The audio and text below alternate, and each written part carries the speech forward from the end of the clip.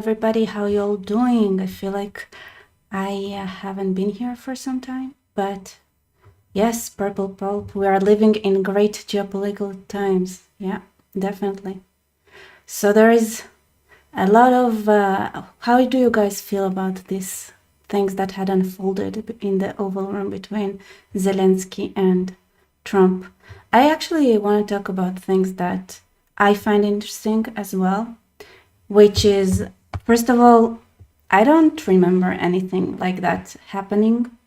So, like, just there on camera for the whole world to see what it looks like. And maybe let's watch some clips from there. Let's see what was happening. I am debating whether we should start from the longer video and then see how it goes. I think I'll do that. Shalom, shalom, everybody. And it's super interesting to me, first of all, because,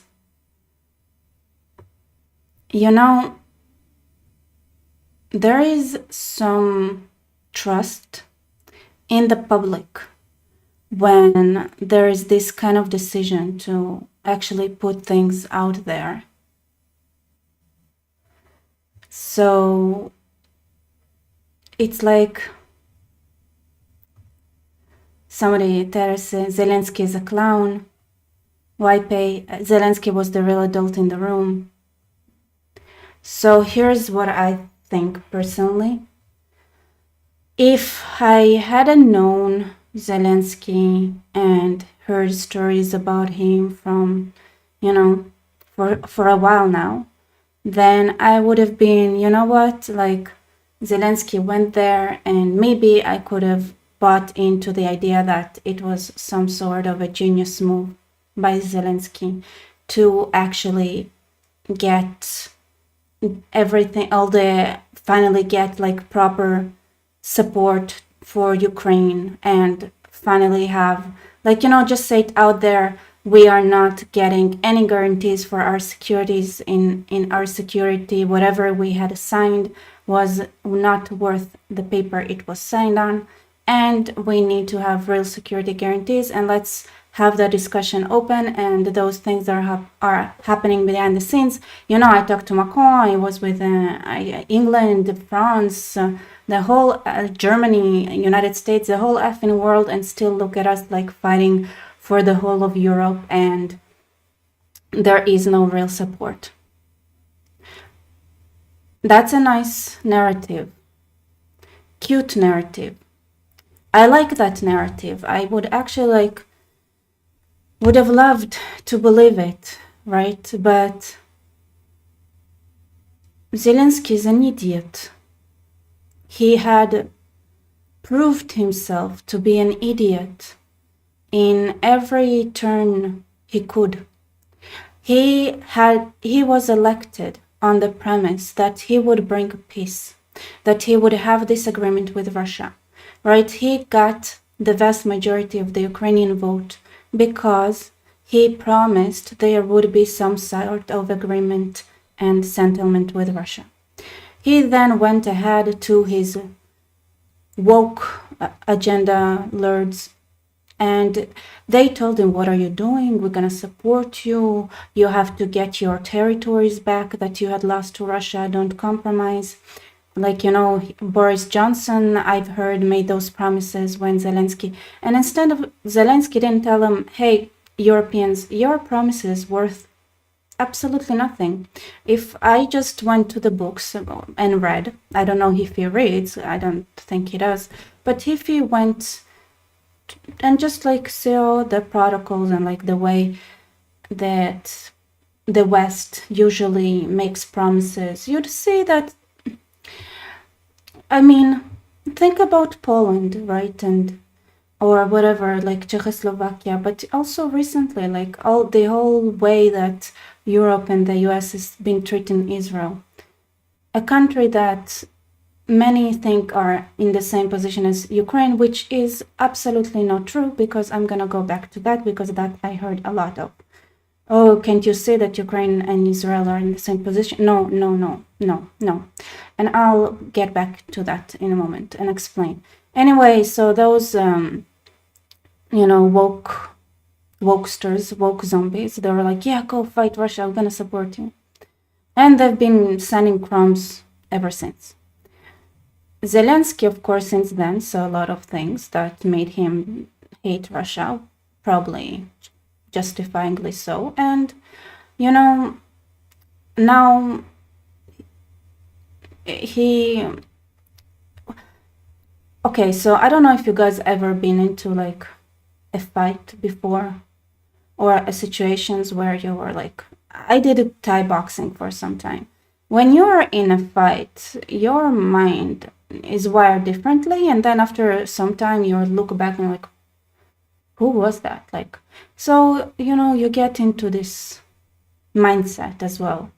But I don't think that's his only situation. I think his situation and his mental state is way beyond I'm at war, right? I think he was always deprived mentally and was never capable of anything. And here's the thing. So I don't believe for a moment that he thinks at all. Anyway, he promised to bring peace. The Western overlord said something else, so he went ahead and we're gonna get back, and now he's in this situation where there is a lot of pride there, a lot of pride. Ashana, thank you so much for your support. Do you ever get tired of being right all the time? It must be exhausting waiting for everyone to catch up. I don't think I'm right all the time, to be honest. I don't think I am, but thank you for your support. Brandon Lefton, it's amazing how even in his casual attire, Zelensky managed to get dressed down, scolded by Trump. Yeah, that's another thing. I was like, the mindset that Zelensky came into the Oval Office. To be honest, like, if that was his mindset, he should not have come. Like, why did he fight America into coming and talking to Trump in that way? Like, if he wanted to not do anything with America, you can do it behind the scenes and say, hey, we like go out and say, we're gonna fight. Ukraine is gonna continue fighting because that's the just thing to do. And I believe that we can do it with European support. And when it comes to the Trump claims about the way the money was spent, first of all, we did not receive the money. And I promise you, I guarantee to check every nook and cranny inside of Ukraine and understand exactly what we got and didn't get from the Americans, because I believe it is the American public's right to know what's going on. But he's not like that. You see, there are a lot of reports from inside of Ukraine that he actually, some would say similarly to Trump, likes kicking out of the room every person that doesn't agree with him. Which also really fits perfectly with the experience Israel had with Zelensky. While Israel is in a very complicated geopolitical situation, Zelensky believed that the Israelis have to give him everything that they have, technology-wise, and he strongly believed that it should be free. So, thank goodness we didn't give him everything, because we would have been left with nothing on October 7th if we had agreed to play his game. And on top of that, there are rumors that some Hamas fighters were actually, first of all, had gotten some of the weapons with, like, you know, through, I don't know if Hamas or Hezbollah or whatever, gotten weapons also from Ukraine, knowingly or unknowingly, you know, corruption. And there are also rumors that there was some training of forces that are very much against Israel in Ukraine. And while everything was happening, Ukraine had voted against Israel 90% of the time in the UN, and voted for Israel absolutely 0 times, and the rest of the times they just abstained. While claiming Israel owes them And Israel did a lot to support them. So you see, one could say this was somebody who came and just showed the world how untrustworthy the papers and the agreements you make with the West, because they are never there and there are no security guarantees, even though they promise you to have, like, to support, and they give you their word, and you sign the paper, and the West tells you, yes, we make sure that you're gonna be safe and your territorial integrity and your people are not gonna get abused by the other side. You can, like, there is a claim to make that he wanted to show the world that those are just words. It was never ever worth anything, which is not too far from the truth, but I'm gonna go back to it because I want to compare Israel and Ukraine. I want to go there and show you, like, why personally I think a lot of Israelis are angry with Ukraine. All right, so the next thing is that, yeah, Ukraine and Israel. Let's go to the, I want to read a couple of comments because I lost track for a moment. You already cried. Thank you so much for your support. There were plenty of opportunities to stop this war from the start and throughout. It just by signing several peace treaties, sparing hundreds Ks alive. But now peace has finally came and justice prevailed. Yeah.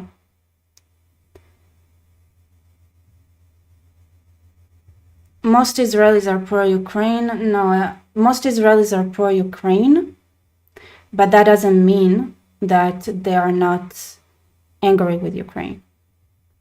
And Japister, you see, you must give me money for our wars here without us supporting you. How dare the Jews not give us free money, inshallah. Yeah, 100%.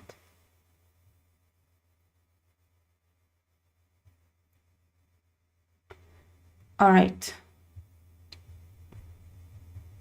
I see somebody here.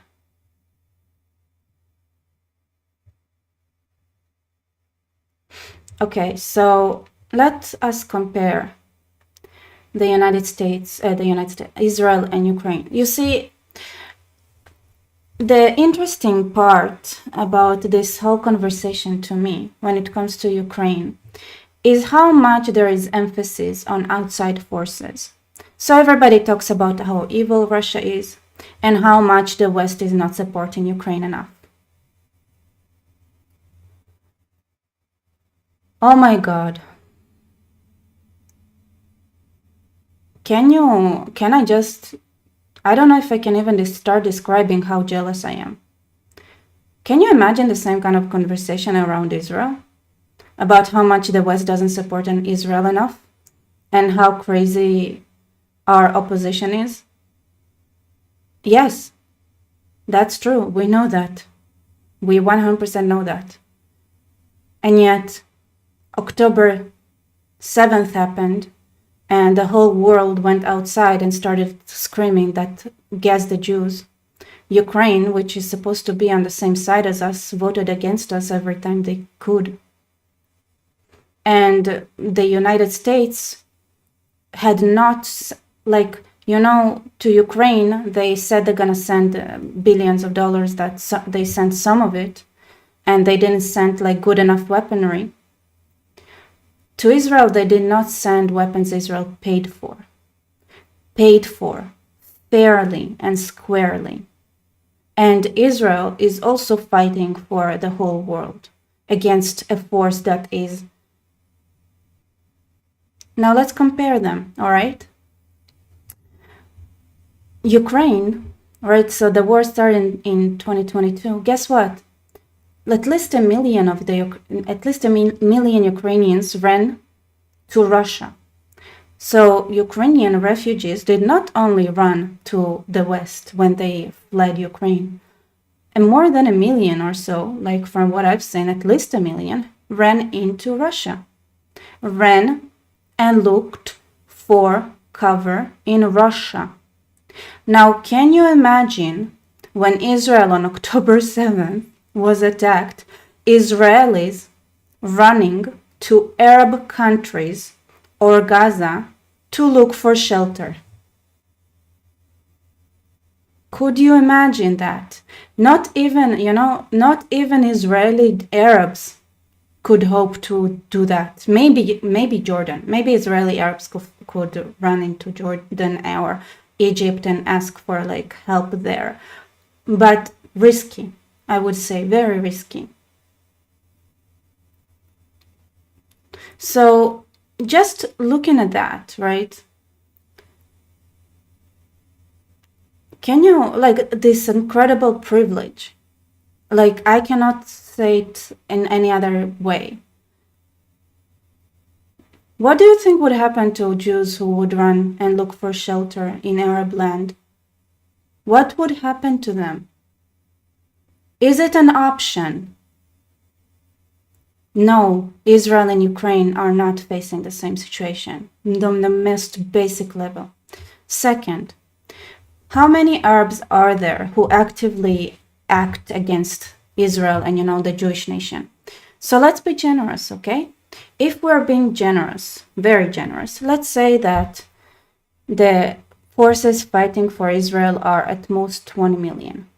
Why 20 million? Let's say there are 50 million Jews. Out of them, of course, I would say probably 5 million or so are not really supporting Israel in any way, shape, or form. But, let's add the Druze, let's add Israel. Let's be generous. Let's be generous. Actually, like, if we're being very, very generous, like, let's say, 20 million. So nobody could, like, argue with that. Of people actually actively fighting for Israel. How many Arabs are there? 400 million. At least, wait, probably way more. Actively. And then you add Turkey and Iran. And so you can get to, easily 1 billion people fighting against Israel. How small is Israel? Like, what are the proportions there? When Israel was established, it was under arms embargo that was hermetic, not from the United States, not from Russia, but by the whole world.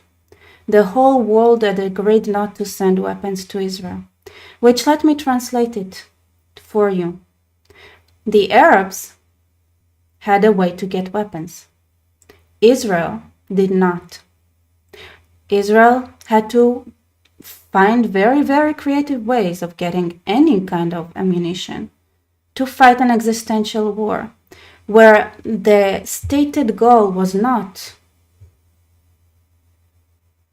having a united, adding Israel into having, like, Egypt going and saying, we want Israel under our wing. They are supposed to be under our sphere of influence. No. The stated goal was, not our resources, nothing. It was to slaughter every Jew. And if we're really being honest here, it's slaughtering every Jew, not just in Israel, but around the world. Because it's a religious fight. And throughout all that time, Israel was under arms embargo. To a certain degree. From a complete arms embargo at its most critical time to partial ones. And where did this arms embargo come from? You're right, the West. Those who would get the most screwed if Israel suddenly disappeared.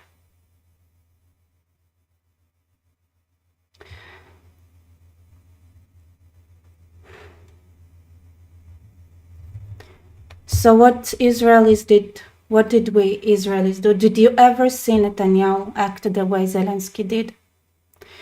Now that everything is unfolding, we know how much Biden had paid billions and gave resources to all of Israel's adversaries, so that they could, when the time is ripe, destroy Israel. This is what the Biden administration did, and this is what the USA idea is uncovering.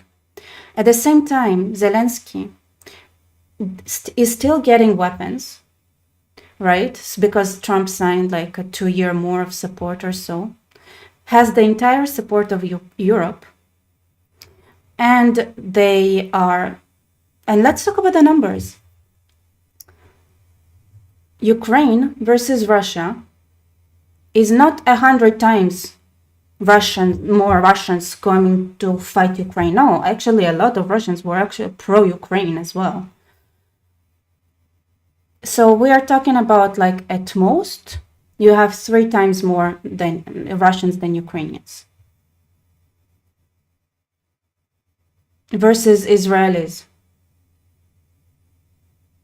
who had fought, punched up 100%, like 100 times their population size. And let's not talk about like the amount of land. And the fact that, you know, Russia versus Ukraine, those are plains. Israel started with the enemy sitting on the mountains around it, which, for anyone who understands anything about fighting, means that they were in extreme disadvantage. And then you have Zelensky, who, what is the excuse of the Ukrainian people? They don't have any, except that they are corrupt. There are so many proofs that there are no officials, like high-ranking ministers and officials in Ukraine that have their sons in the army in Ukraine. They didn't build any new trenches. They had plenty of time to get ready to the invasion by Russia. Did they try to smuggle any weapons? Did they do anything? Let me go through. They didn't. And yet people dare to compare them to what Israel went through.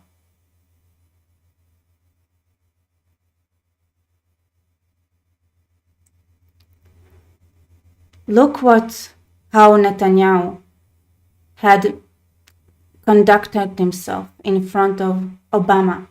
You see, Trump, the night before, right, he had signed, he did not lift the sanctions from Russia. In fact, he is eagerly waiting for Zelensky to get a grip, right, to behave properly. And he might be in the wrong, right? But he was in the wrong when he pressured Netanyahu to do an agreement with the hostage agreement.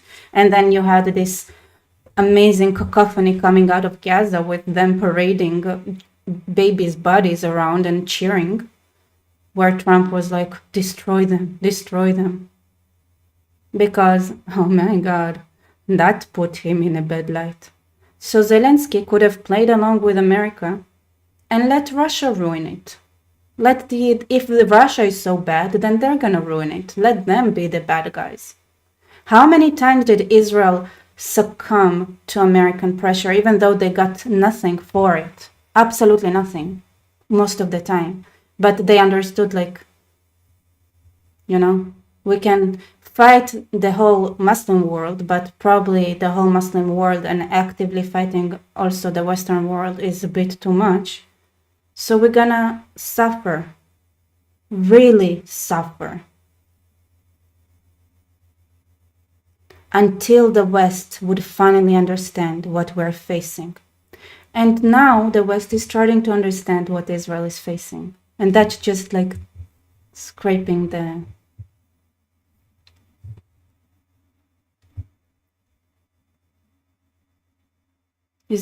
So I hate it when people say, like, couldn't you see Ukraine is like, or Russia is like Israel, whatever. Are you kidding? There are Ukrainians can look for refuge in Russia. What would happen to Jews who would look for refuge in the Arab lands? What would happen to them? Let me go through some chats because I see you guys have a lot of questions. Dear Johnson, welcome to the club. Wait, why is it here? No, where is it? Disappeared. Oh, welcome. And Shauna, thank you so much for support. Americans outside of traders at Harvard and Columbia support Israel and don't understand why we're involved in Ukraine.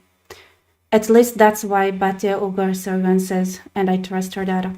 Yeah, that's another thing. Like, it's so hard to, if Zelensky had agreed and played along with that, then Trump could have went outside to the American people and said, you see, the Russians are a problem, so we have to start giving Ukraine's way better ammunition and weapons, and it's going to be expensive for the American people, but the American people would understand what is going on, right? So you cannot even compare like how much support and money Ukraine is getting versus Israel. It's not even the same scales.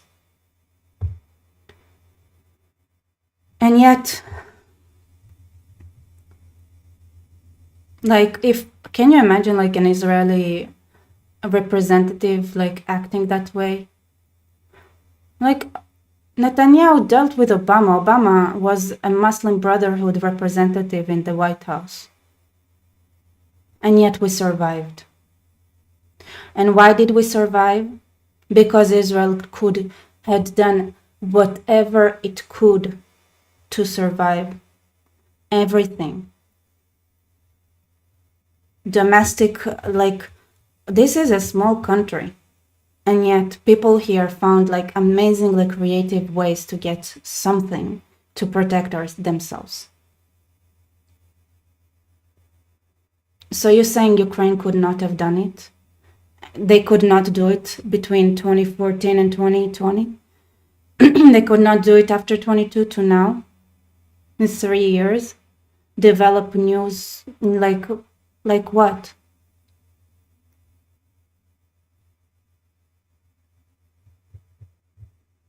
I mean,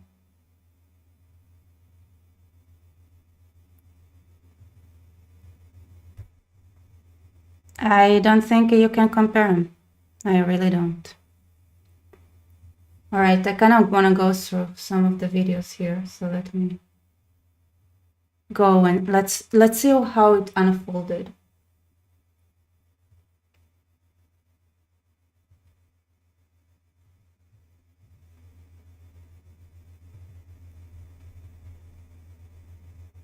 Let's see what's going on.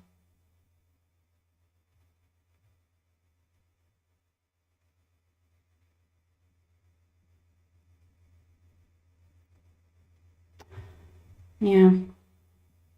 And we don't even know what's going on inside of Ukraine.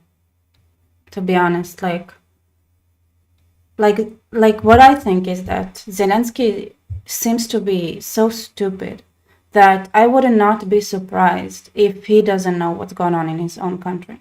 Like, it's one thing to go and you are as a like, remember, when you're the president of a country, you bring yourself to wherever you go. So when he goes around and visits the war zones, let's say, then they're probably like he's gonna get one sort of a reaction, and it's gonna be planned, and the people around him might make sure that he only will visit those areas where they know he's gonna get a support. And by the way, it's not that he is not being supported by Ukrainian people. He is. I think Ukrainians are stupid across the board. It's like, if I'm being honest. But I wouldn't be surprised if like his own generals like fool him all the time about what's going on. So I actually want to start with how Netanyahu reacted to Obama's stupid plan to ruin Israel by setting it back to the 67 borders. 1 second. So let's start here. Can you... We discussed in depth the principles that I laid out yesterday. Right, yeah. The belief that our ultimate goal has to be a secure Israeli state, a Jewish state, living side by side in peace and security with a contiguous, functioning, and effective Palestinian state. Obviously, there are some differences between us in the precise formulations and language, and that's going to happen between friends. I think for there to be peace, the Palestinians will have to accept some basic realities. The first is that while Israel is prepared to make generous compromises for peace, it cannot go back. Generous. Let's watch the thing. It's like, did Zelensky say, hey, we are willing to make like generous compromises for peace, but we really need to, like, I have concerns about our security, which, by the way, Ukraine really doesn't have any excuses, not geographically speaking, and not no, they have absolutely no excuses. You know what? Maybe we should open a map later and see if Ukraine has excuses for the situation, their inability to protect themselves or not. I mean, it is hard to protect just planes, without.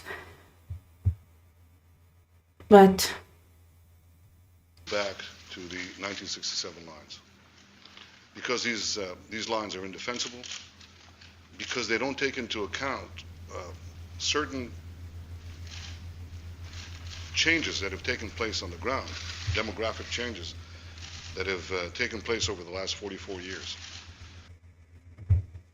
Now, listen, right? This is Israel versus a president that we now know actively did everything he could to ruin America and basically represented the Muslim Brotherhood. So I'm not gonna read it, but thank you so much for your support. Slava Ukraini, free, Palia fire. Yeah, thank you. It's hard.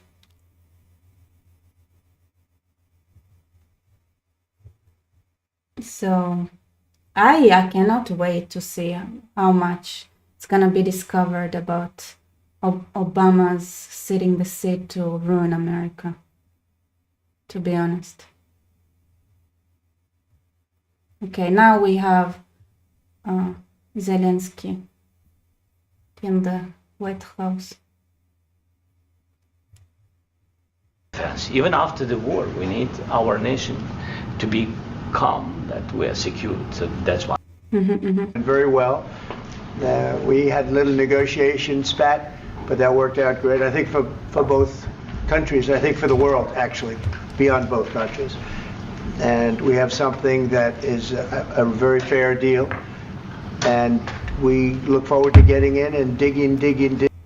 Okay, about the deal, just for the record, we are talking about things that, another difference between Ukrainians and Israelis, right? So we're talking about minerals that are currently not being excavated, that require technologies that are very complicated and a lot of energy, right? So all those extractions. So we're talking about something that Ukraine did not make money out of necessarily until now, as I understood it.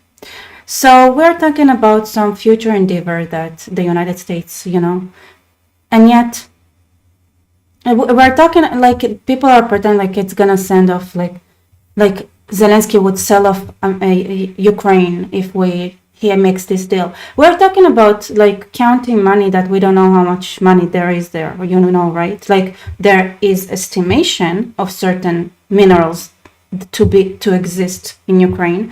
There are a lot of things, but like nothing is certain. It's a lot of digging and work to do. And yet, like, this dude here is counting money that he doesn't have. And I also want to bring a story, okay? So Israel found that it has some gas on its shores. Believe it or not, a lot of Israelis were worried about it. Why? Because they thought that if Israel start depending on gas, and would count its budget based on gas money, then Israel would turn into a stupid country. Because people, because we're like, oh, there is gas. And luckily enough, Israel has enough gas to make life easier, not enough gas to make Israelis stupid.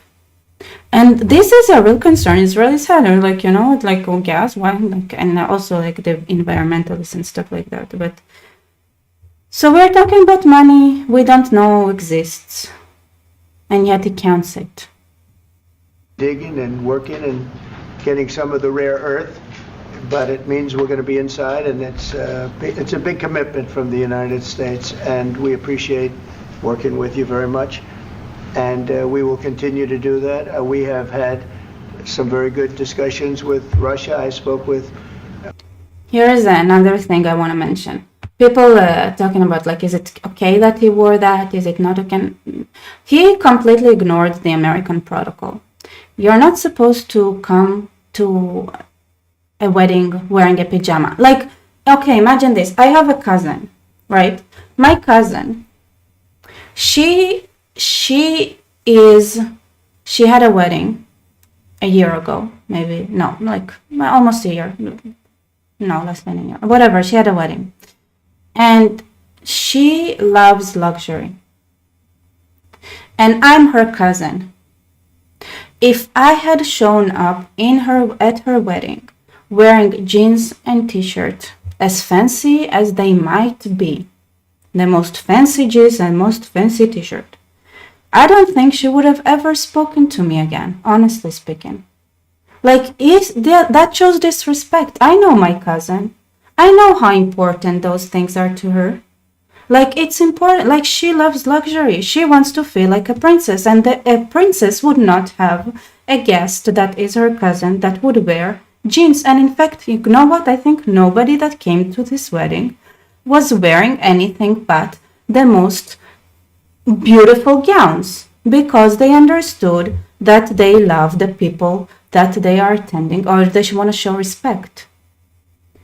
You are going to somebody else's event that you basically begged to go to, and you are wearing these pajamas.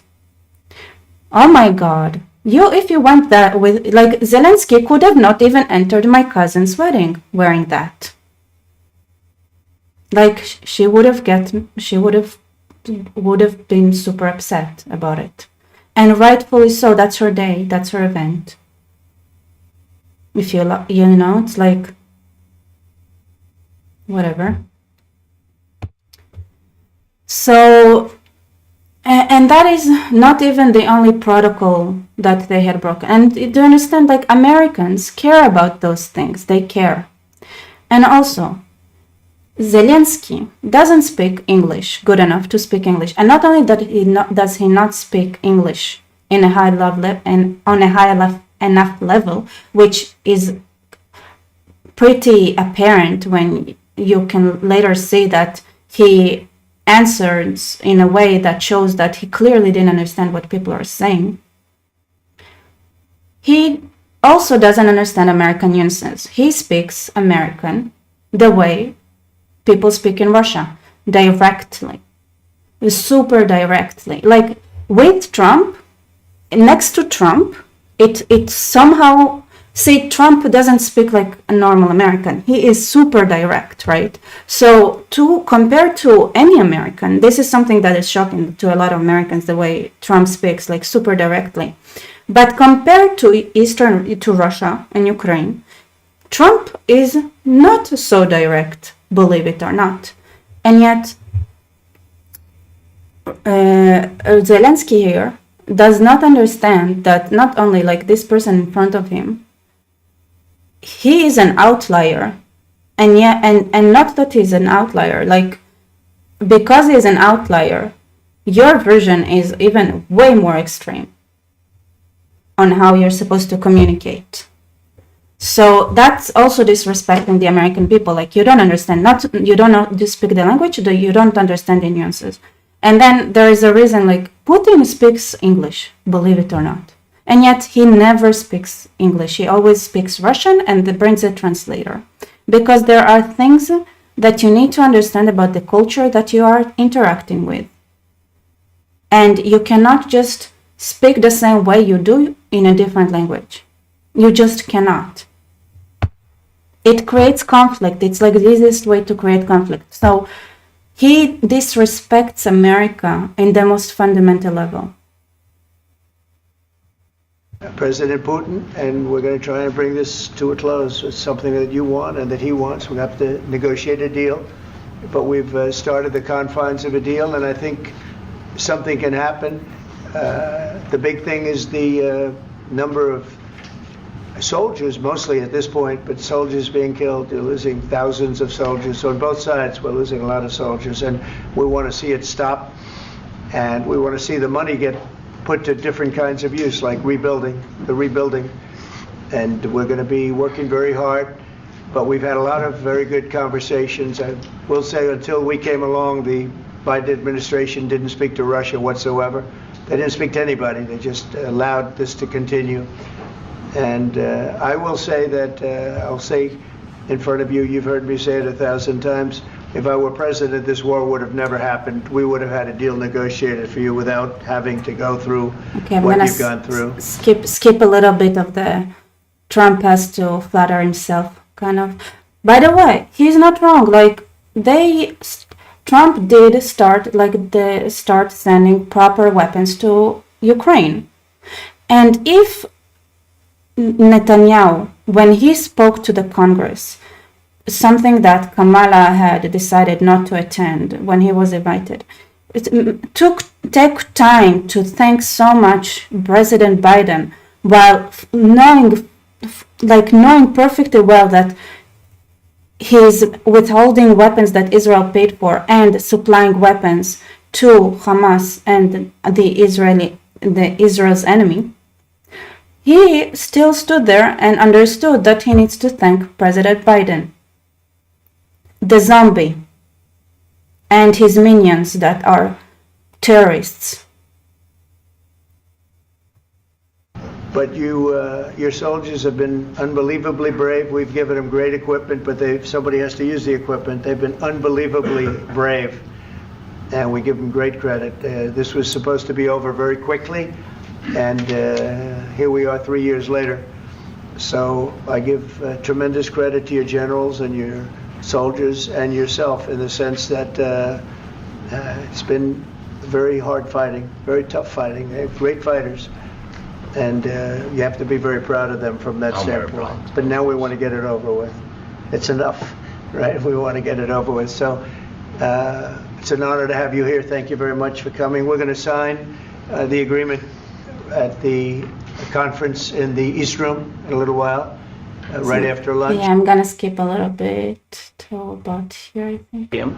But for us, it's very important to, to save our country, our values, our freedom, and democracy, and of course, no compromises with the killer about our territories. But it will be later. And of course, what I wanted, we spoke about it by phone with you about the drones production. We have very. Well, it's like okay, so this is the most ridiculous part where Zelensky just starts talking about how great Ukraine is with their drone productions, which is not it's not a lie, it's true what he's saying here, but it's so out of context. And so you have a big country with 30 million people. You know what? Israel has a smaller country, and yet they had managed to develop the most sophisticated anti-missile system. And by the way, Ukraine was the weapon production hub of the Soviet Union. That means actually Russia lost a lot of technology that Ukraine had from Soviet times. So they had also the basis of that. So, damn, that was embarrassing, kind of. And then but with no compromises. You don't,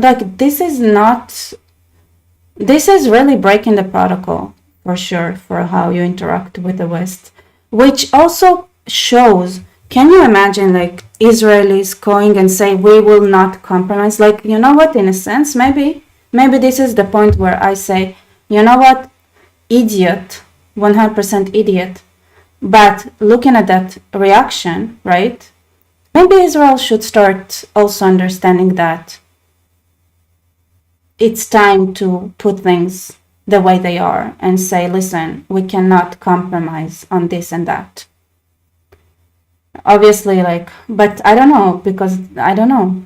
I just feel like if Israel says anything, the reaction is very, very different. But I think maybe it's time to take those risks. I think maybe this is another thing that had opened up here, like new age for diplomacy. Drones production, I think the best one in the world for today because of the war. Yes, and of course we need very much the air defense. You have the best air defense in the world, and really you helped us under attacks of Russians. And I want to speak how we can exchange the licenses. We're open to share the licenses. Yeah, like that was ridiculous.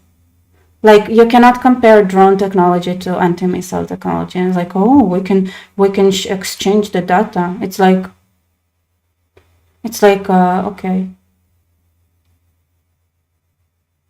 okay, optimistic, okay.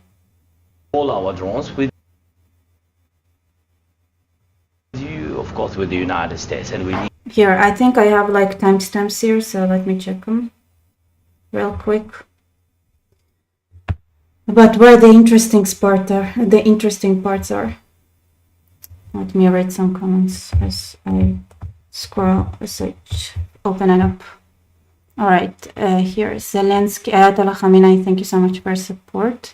Zelensky thinks he's a Churchill, but yesterday he found out this is not, in fact, the case. Yeah, Churchill, by the way, people said it, like, compared him to Churchill. No, guess what? Like, Churchill did wear a suit in the Oval House, apparently, so that was, yeah, defamation. So thank you so much for support. Ayatollah Khamenei, what kind of goober who doesn't speak English fluently decides to try to have it out with Donald Trump and J.D. Vance on live international TV, bro? A goober, by the way, a goober that knows that he has the complete backing of all the leftist, international, and globalist infrastructure that was laid around. So a goober that knows that as MSNBC, CNN, like all those media companies, and probably like all of Europe and everything that has anything to do with like net zero people and World Economic Forum people, a goober that knows like he has this backup, right? So he knew, like, in a sense, like he has this ego because he was propped up to have this ego.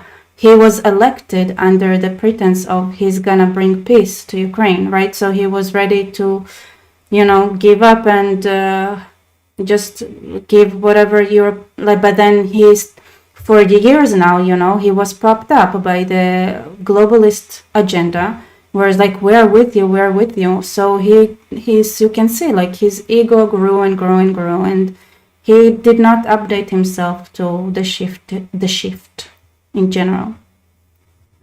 And I get the idea wearing his onesie, but being so strategically stupid to put on that show. He literally did more than any Russian psyop ever has. Yeah, I think so too. Thank you for your support. I think Zelensky is a decent man who wants the best for his country. He is not intelligent or savvy enough to navigate this war, and he proved that yesterday. Yeah, I'm with you. I agree. He is like, my mom was super sad to see Zelensky like that. Like, she was like, no, but like, there is something about, like, this is, I look at him and I see, like, he's kind of like Yair Lapid. Like at some point, like, sorry, one sec. Changing in battery. I don't understand how it works. Okay. Yep. All right, let me see where the next ones are.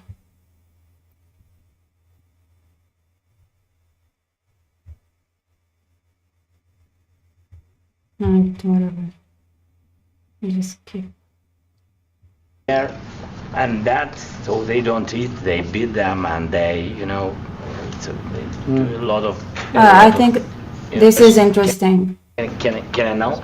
just you to understand. Now thousands of such guys, ladies and men, there, and that, so they don't eat, they beat them, and they, so they do a lot of, bad things.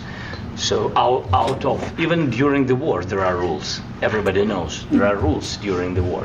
These guys, they don't have any rules. You see that 50, 60 kilograms left, and a lot of such things. And I didn't want to show you what the changes with images of children, because I will share with you. And I mean, it's looking tragic. Yep, that's tough stuff. I wanted very much to give you, and you see. Yeah. This is pastor, by the way. They stolen pastors because it's not Russian church. They stolen pastors and moved pastors to the. This is something I talked about a lot, like taking pastors like clergy, church people that do not cooperate with Russia. This is one of the people Russians love punishing the most. Prison. We, at the end of last year, we brought 3 pastors, and we could exchange them. And this is pastor, you see. Yeah, it's tough. Yeah. So I mean, this I wanted to show you, and this. So thank you very much. We want to get that ended, right? Yeah. Of course. We And want. I think we will. And We have to, of course. You guys, there is a thank you very much here, but it's kind of a thank you for watching. Do you guys think that counts as a thank you? do you have any questions, please? Thank you, Mr. President. With the how much money is the U.S. going to put into the fund that is being created today, and how does this provide long-term security for you? By the way, here's the thing. Like, we're talking about digging. To get money and minerals, there is no existing industry yet. A lot of it is in Russian territory. So there is a lot of money that is about to be invested in Ukraine if you go by the Trump plan, right? So the Trump plan actually says we're gonna invest pretty much a lot in Ukraine if it goes on.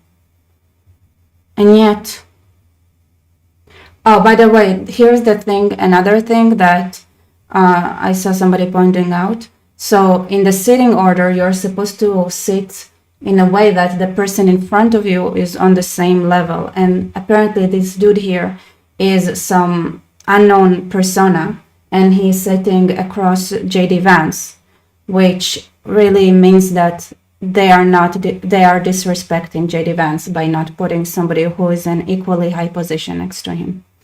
Ukraine.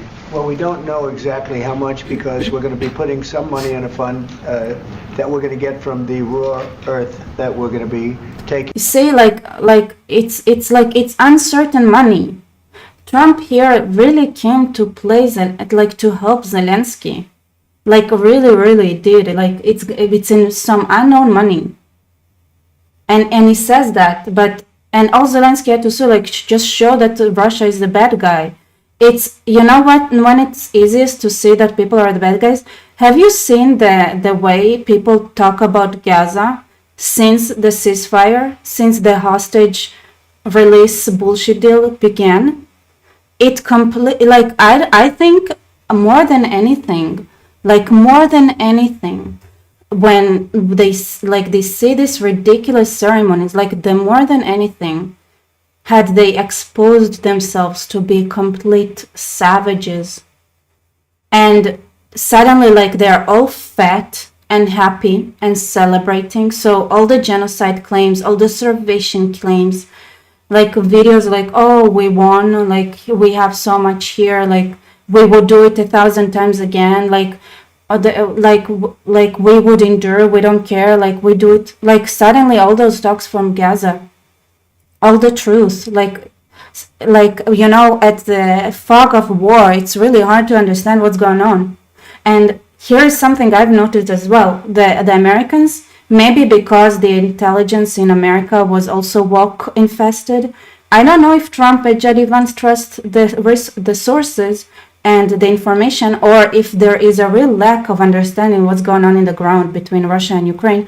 By the way, the reason Israel, one of the reasons Israel is so important is because it's right in the middle of the Middle East. It can provide intelligence to everybody. So it provides intelligence to the whole world that is Western about what's going on in the Middle East, because they are the eyes and ears, and they understand the local culture way better than those who are in the West, right? And who is there to see what's really going on between Ukraine and Russia? Nobody's there.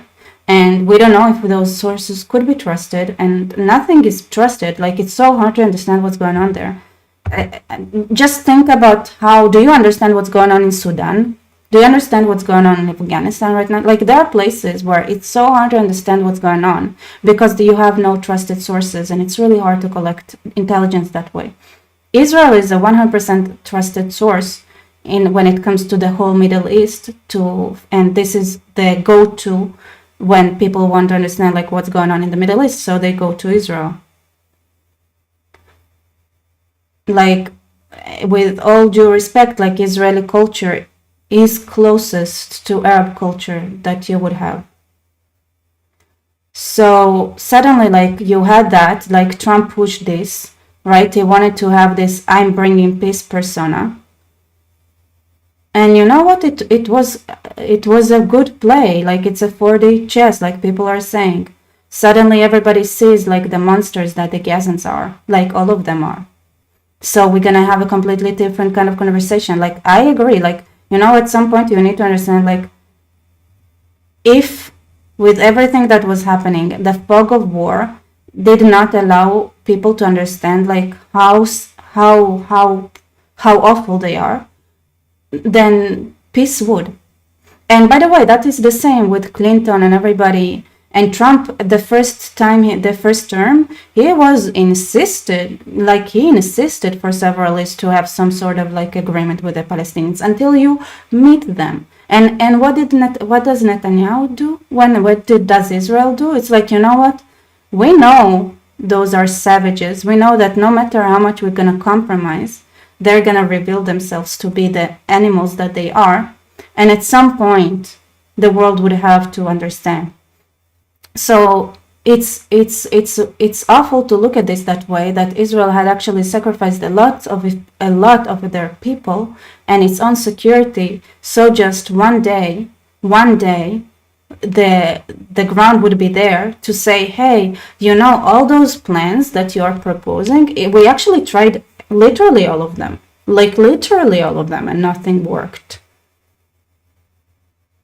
So we got to the darkest point on October 23. That was the darkest point with all the evil forces around us. And the reason we are getting out, like, is there anyone in their right mind that can say that Israel didn't try anything and everything they could? Like, can you not see it? Like, and then with Gaza, like Gaza genocide, with the fatties going outside and celebrating.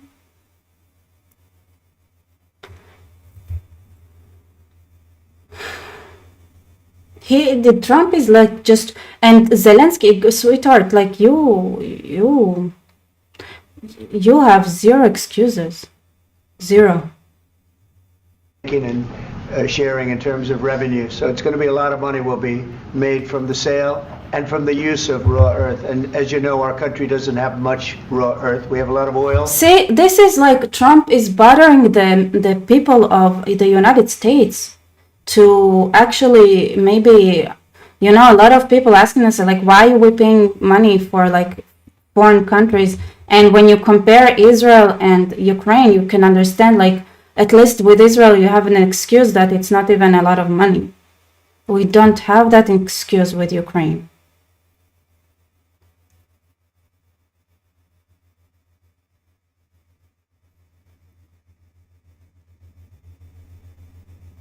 Mm.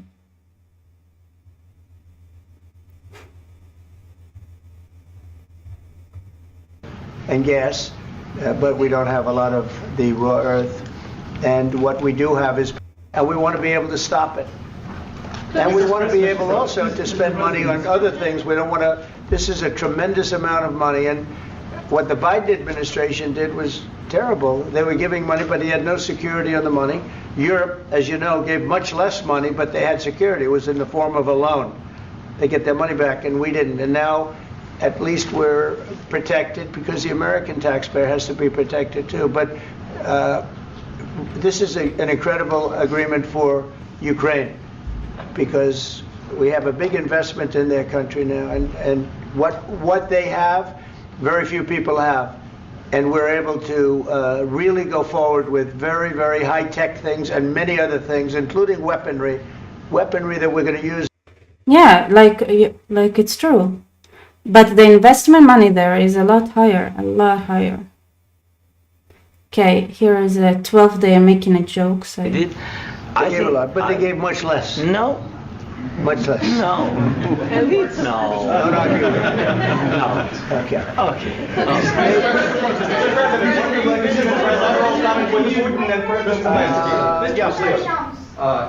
Mr. President Trump, you have repeatedly called the deal with Ukraine as a historical one. And as a president of the United States, you make historical decisions in other issues which affect America and other world. So what place in the world history do you want to take? And do you associate yourself with any famous historical figures? Yeah, I'd say George Washington, Abraham Lincoln. I would say I'm far superior to George Washington and Abraham Lincoln. Now, you know I'm only kidding, right? Because when I say that, the fake news... is on your side. The President Trump is on your side at this moment. What do you think? He wants to know, do you think that... Sort of a stupid question. I guess we wouldn't be here if I wasn't. I think that the United States on our side from the very beginning of occupation, and I think that President Trump on our side, and of course, I'm sure that United States President will not stop support. This is crucial for us. It's important for us. Yes. And Putin, the president, speaks about the people and the soldiers which are dying, but they came to our territory, they came to our land. They began this war, and they have to stop. And like, why? How did it go from complimenting Trump to starting saying that, well, the Russian soldiers, like, they deserve to die because they came to our territory?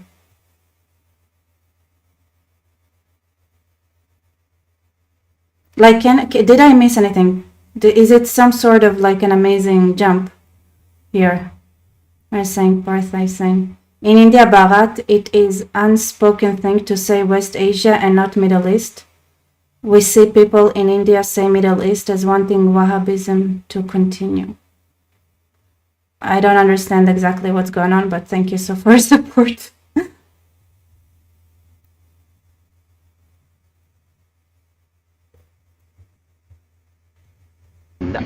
I think this is the question, was really the most important question.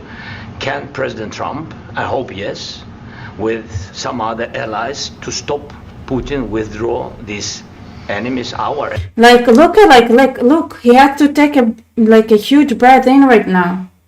Was like, what do you mean President Trump can stop Putin?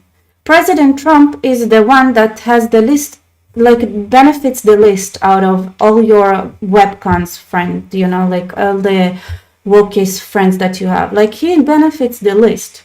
Right? Like, number one is obviously Ukraine. Number two is Europe. Number three, and actually I don't know if it's number three, because I think number three is maybe if you consider Turkey, whatever, you know, a country that is in Europe or not. So let's say number three is Turkey. And then after that, with a huge gap, you have the United States of America. And yet there was this, like, but you know, but we're talking like those who supported you, like those administrations were administrations that believed that you need to have the borders open in the south of the United States, and believed that the United States is a colonialist, capitalist, evil country that needs to be destroyed. So of course they didn't care, like using your cause as a way to launder money. Like, I mean, they believe that it's the holy thing to do is to make sure that you can just, rob the United States, those who ran it. So they had, by the way, also like George Soros, apparently this man doesn't have any kind of ideology. They just use those causes to launder money from the United States, to steal from the taxpayers. So this is one thing that like always shocked me. I was like, if you actually read about who George Soros is, you'd be like, why would he support anything or anyone? Like he's the kind of person that has absolutely no ideology. The only thing he likes is money. Well, apparently all that, like it was just a loophole to get money. He did not donate anything to anyone. And it's like, I always found it weird. Apparently it was not about donating to anyone. It was just a way to get more richer.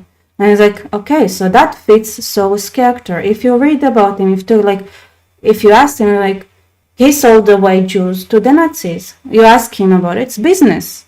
He doesn't care, it's business, Like, but if it wasn't business, would he still choose to sell Jews to Nazis? No. Why would he? Like, he said, like, listen, like, it's not like I don't like my people, I just love money more. So it's the family, like they don't like do they hate Jews in Israel? Probably not. They just love money more, and if they found this amazing way to get money without any kind of actual work.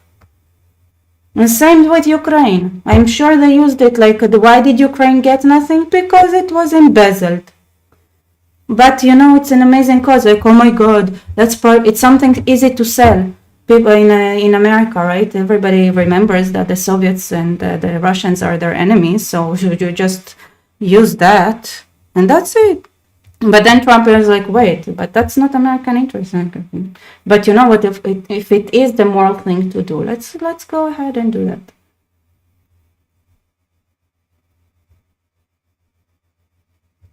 And withdraw these troops from our land. And I think that you asked about the history. Yeah, and it keeps saying like it's just say thank you for supporting us and giving us the good weaponry. And you know what? Like, we have a lot of extra women now, so which is the most awful thing to say, but this is what's happening. I bet they would love to have American citizenship too. So I think that if President or when he will stop Putin, if President Trump will bring peace to our country, I think he will be on this wall.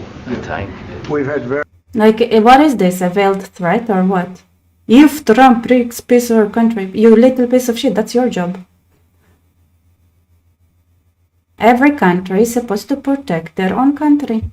very, very good talk. Israel, like, here's the thing, that's the difference between Ukraine and Israel, right? So if Ukraine falls, then the countries around Ukraine have to just snap out of it and start defending their borders. If Israel falls, right, then the backlash and chaos from the Middle East and the complete, like, by the way, it's the same with Russia. Russia too. If Russia falls, Russia is also a stopgate for the lunatics, that the Chechnya and stuff. They're also like Hamas. So the Islamic lunatists. So you stop it, like you just bring a flood of like this, the most, like the boats. Oh my God, you're gonna miss the little boats. They're gonna be like people swimming all the way, just with like knives between their teeth, like that, and just swimming to you.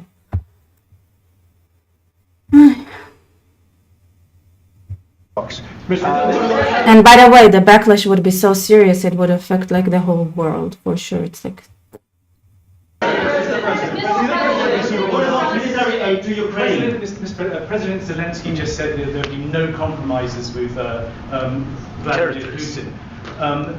I just wanted to ask both of you. Firstly, are there compromises that you think that President Zelensky is going to have to make? And President Zelensky, is there anything that you might be thinking that you may be able to offer or bring to the table, for example? I think we're going to end up with an agreement. Otherwise, I wouldn't.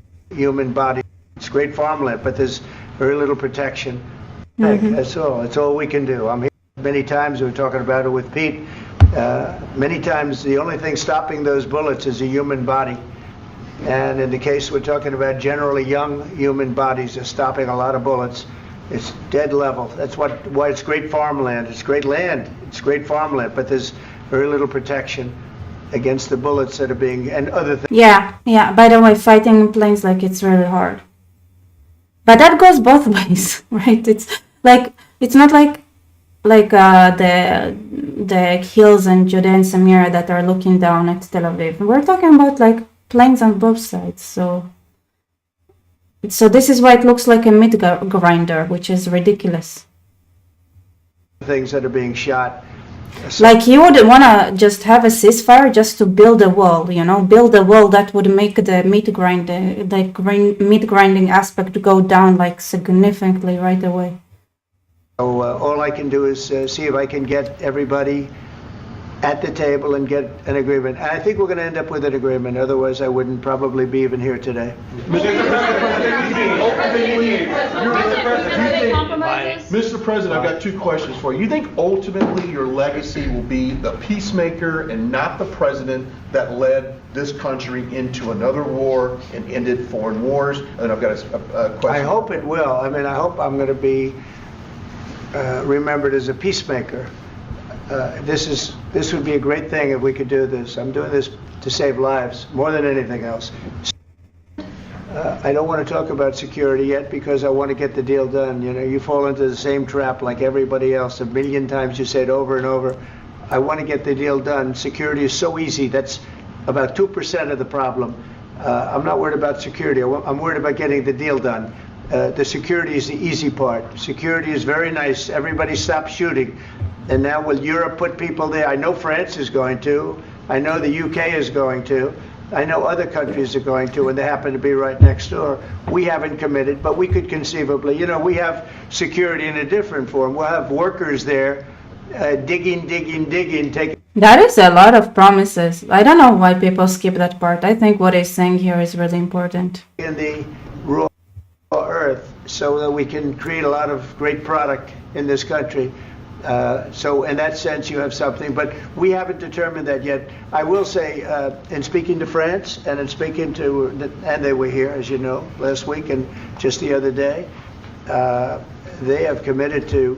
Yeah, that's a lot. I mean, that's a lot of promises, like, to Ukraine. I mean, it's not promises, it's like conversations, right? But I understand it's like nothing is concrete, and clearly like the chances of that actually happening is like he's saying, oh, that's not a big deal. But like having that agreement says something, and then if we're talking about money that doesn't, like, Ukraine doesn't have that money yet. It doesn't. So it would give them like a time to breathe. And also, like, worst case scenario, just say yes, and then you look at the details, and then if something doesn't work out when it comes to actual implementation, this is where you're like, listen, like, we tried the best we could, but like we looked at the facts on the ground and we realized that it would just like the likeliness of like a complete wipeout of all our digging efforts if we continue, because there is no guarantee for security is very high, so we should really have the security talks first. Like, this is why you do diplomacy, Two faces. Cranky Rebecca, disappointed Rebecca. Yeah. All right, let me skip ahead.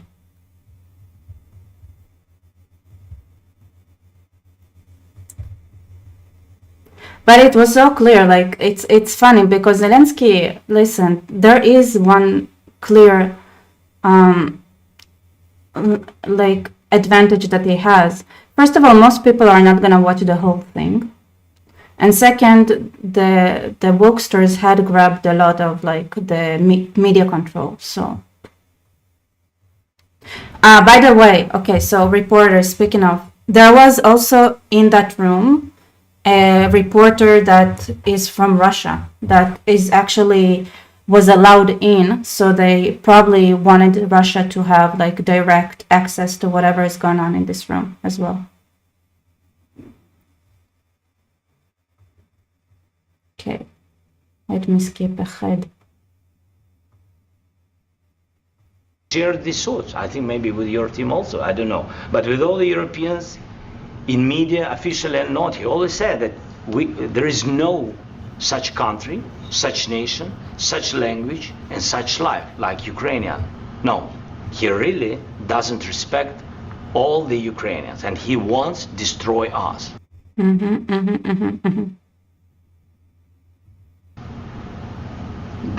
Tragic, yes. And you are right, Mr. President. That's 2%. These Yeah, I mean, okay. document, maybe other documents. It's a very good start, very good, but it will not enough to stop this person. Should Russia pay to rebuild Ukraine? Mr. President, under these Should Russia pay to rebuild Ukraine? They have to pay. This question, you This didn't is the like rule. because Okay, let's skip ahead. I could give you a lot of nations that would tell you right now they were probably going to war. I could tell you right now there's a nation thinking about going to war on something that nobody in this room has ever even heard about. Two smaller nations, but big, still big. And I think I've stopped it. But this should have never happened. Mr. President? Sorry, just a second. About any negotiations. First of all, I want really to tell you, and I think that everybody understands that Ukraine, modern Ukrainians, nobody wants to stop this war.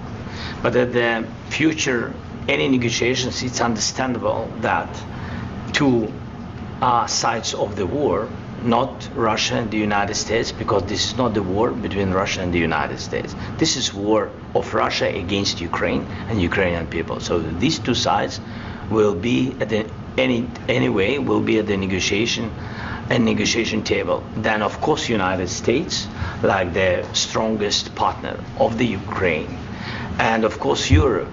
I think Europe is very important. I want to speak about it with the president.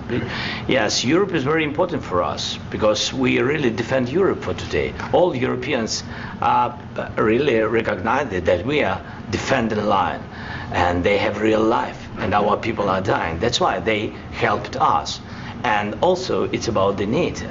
Yes, between, like the president said, you have big, nice ocean.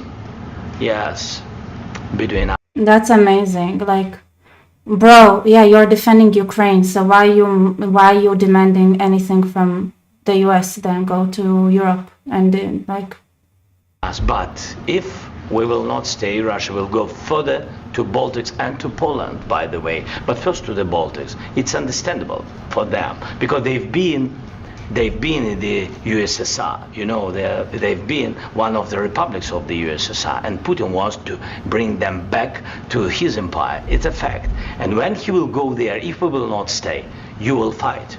Your American soldiers, it doesn't matter, do you have ocean or not, your soldiers will fight. Mr. President, would you be willing to visit Ukraine, maybe Kyiv or Odessa, which is known to be a dirty area of Black Sea? It was my question. I'm sorry. I don't want to talk about Odessa now.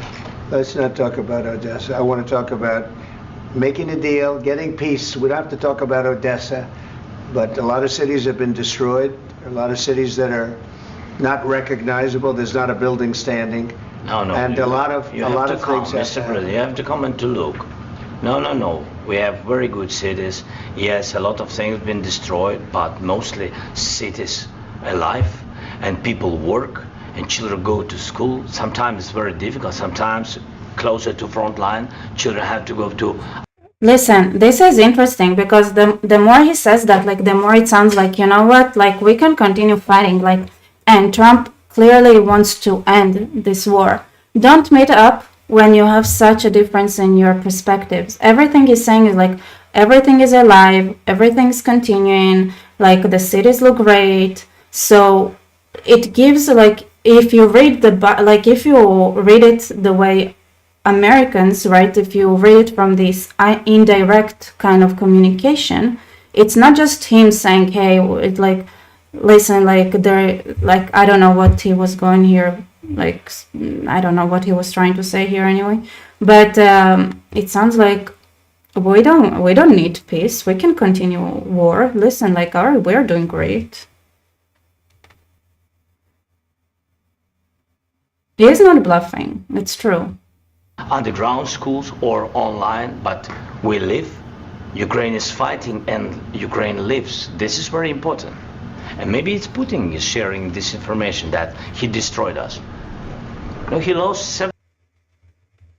So this is like, this is this is, wow, Zelensky is going like, and this is like spitting and saying you don't have good intelligence network. Like, the information you have is everything is Russian propaganda.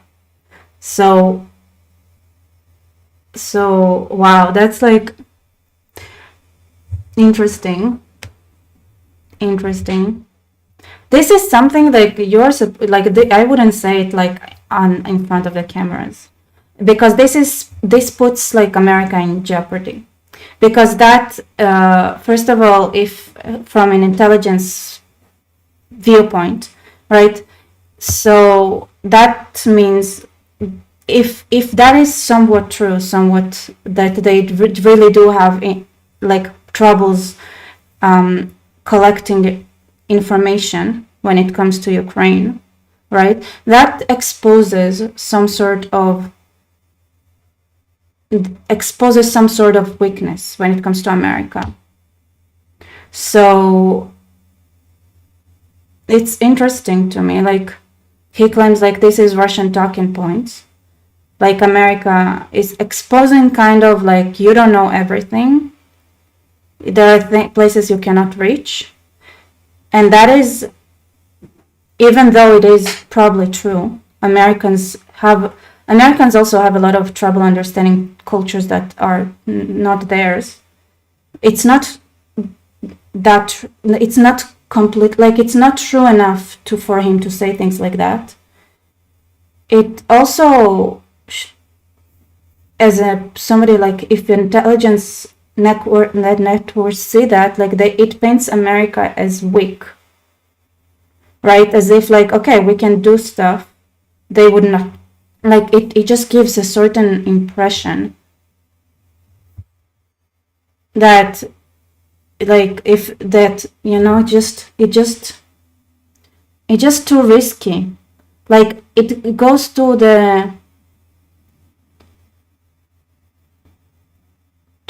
something that, like, well, if you're saying that, are you saying that Ukraine also is not providing America with the intelligence that they need? Like, why is there this difference? Like, where is the difference?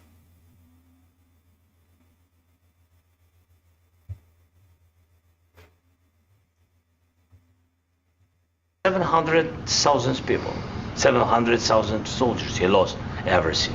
Yes. So, Mr. President, one more. I mentioned Poland. Please, go ahead. When did you last speak with President Putin, and what did he say that? A couple of days ago. And what did he tell you that gave you the assurance that he wanted peace? Well, that's what I do. My whole life is deals. I know pretty good, and I've known him for a long time. I've dealt with him for a long time. He had to suffer through the Russia hoax. You know, Russia was a hoax. It was a hoax. It was all Biden. It was nothing to do with him. So he had to suffer through that, and he was able to do that.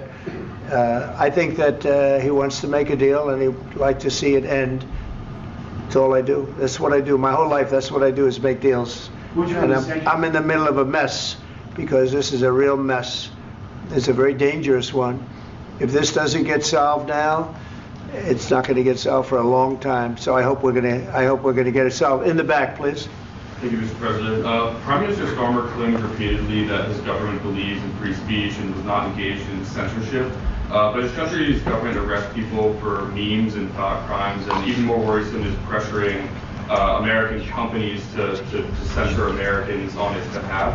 How can he be a reliable, trustworthy partner when he says things that are demonstrably false on such an important topic? Well, we actually spoke to him about that yesterday, and we thought they took it very, very much too far. JD was very strong on it. So was I. So was Marco, and we've been speaking to him about it. Marco, would you like to say something about that? Yeah, we have concerns, obviously, with the conduct of theirs, particularly as it impacts Americans. And there's real concern that American speech, which is online, could fall into the hands of British or any country's jurisdiction. And so this is a point the Vice President made at Munich, and I think it's a very compelling one, that what unites us with Europe, as much as anything else, is these shared values, and one of them being free speech. And so if Americans are threatened by it, we're going to need to take action in that regard. Mr. President. It's actually a very important question. We spoke about this in detail with the Prime Minister, the Foreign Secretary, and others at lunch yesterday. And I know that Secretary of Commerce Lutnick followed up in private meetings last night. This is really important. We believe Americans have the right to speak their mind, even if we in this room disagree with them. They have the right to speak their mind in the public square, which is often online these days. And we're going to defend that right as it pertains to American companies and American citizens vigorously if we have to. I do think that under the President's leadership, we're going to find common ground with our friends in the UK on this question, but it remains to be seen. The principle that will guide us is we believe in free speech in this country, and we'll fight for it for American citizens. Mr. President, on the deal, is there any other oil and gas component to the deal? Is it all critical? A little bit. We'll see. On LNG? But we're not really looking for that so much. We got a lot. We have more than anybody in the world, by far. So no. Minerals deal, Mr. President, some of those minerals. Me these ridiculous questions. Focus on surviving, because CNN's got such low ratings. I don't think they're going to survive. What's your message for them? Well, if I didn't align myself with both of them, you'd never have a deal. You want me to say really terrible things about Putin and then say, "Hi, Vladimir, how are we doing on the deal?" That doesn't work that way. Yeah, no, it's always like, to me, it's funny that they are both named Vladimir, like both Zelensky and Putin, they have the same name. Oh, Margaret, let me do something about that. Okay. Rebecca, it was just announced here in the US that Zelensky went back to the White House today begging for Trump to forgive him. Yeah, definitely. Yes, everything was planned. It was like an amazing performance by Zelensky that he had really thought of deeply. Like, yeah, 100%. Yes, makes sense.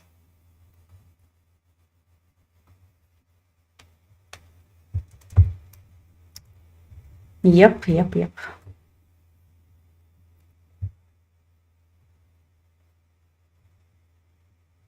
Putin, I'm not aligned with anybody. I'm aligned with the United States of America and for the good of the world. I'm aligned with the world, and I want to get this thing over with. You see the hatred he's got for Putin. It's very tough for me to make a deal with that kind of hate. He's got tremendous hatred, and I understand that, but I can tell you the other side isn't exactly in love with, him either.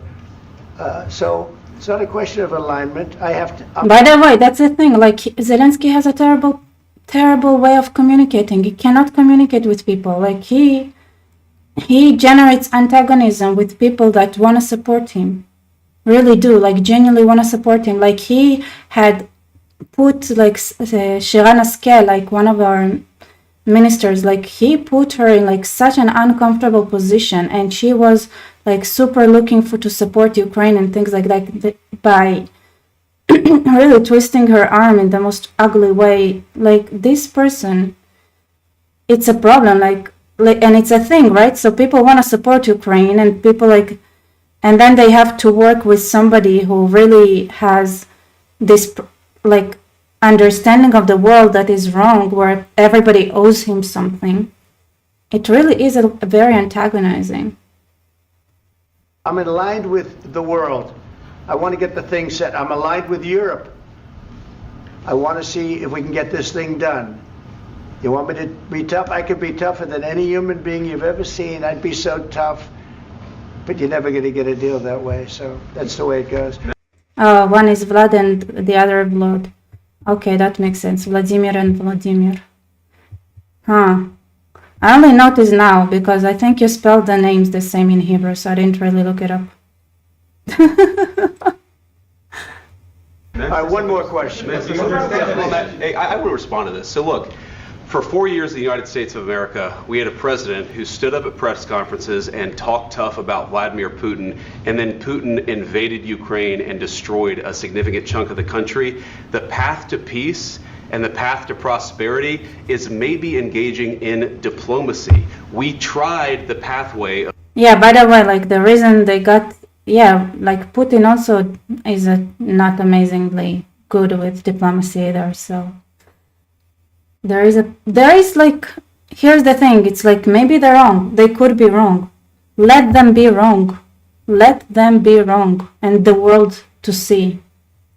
Of Joe Biden, of thumping our chest and pretending that the President of the United States' words mattered more than the President of the United States' actions. What makes America a good country is America engaging in diplomacy. That's what President Trump is doing. Can I ask you? Sure. Yeah? Yeah. Okay. So he occupied our parts, big parts of Ukraine, part of East and Crimea. So he occupied it on 2014. So during a lot of years, so I'm not speaking about just Biden, but those time was Obama, then President Obama, then President Trump, then President Biden, now President Trump, and God bless, now President Trump will stop him. But during 2014, nobody stopped him. He just occupied and took. He killed people. You know what the contact 2015.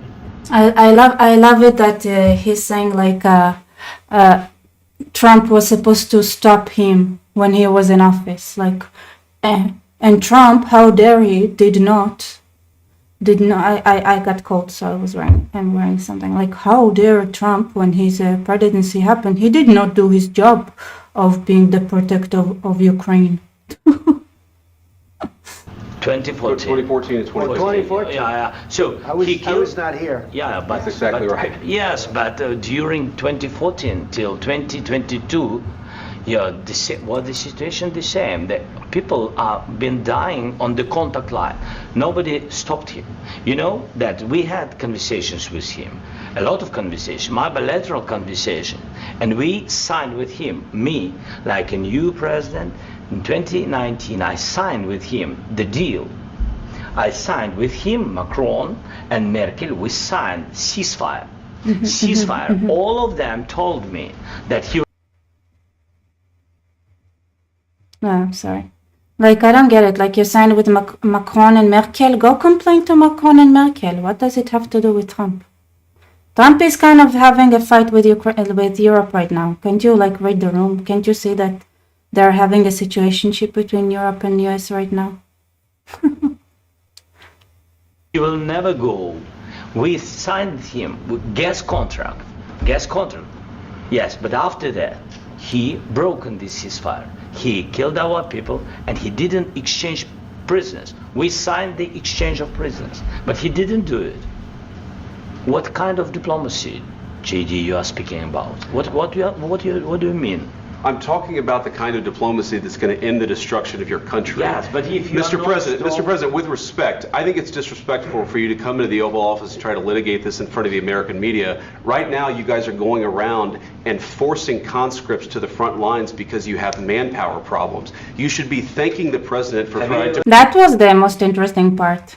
It was like, J.D. Vance is saying that, but then it was interesting, like, because like he said, like, I saw videos, something like that, and I want to watch it and see if I remember correctly. But something that really I found weird is that he did not say, hey, I have my sources or something like that to know what's going on with Ukraine, but like, he didn't say that, so that's weird. Ayatollah Khamenei said, sorry, but Ukraine was always the pale settlement, and Ukraine nationalism is a new phenomena. I can't be bothered to care too much. Okay, it's not that new. Ukrainian nationalism is not that new. But do I have anything nice to say about the Ukrainian nationalism movement and how much they loved hunting other nationalities as a sport? Yeah.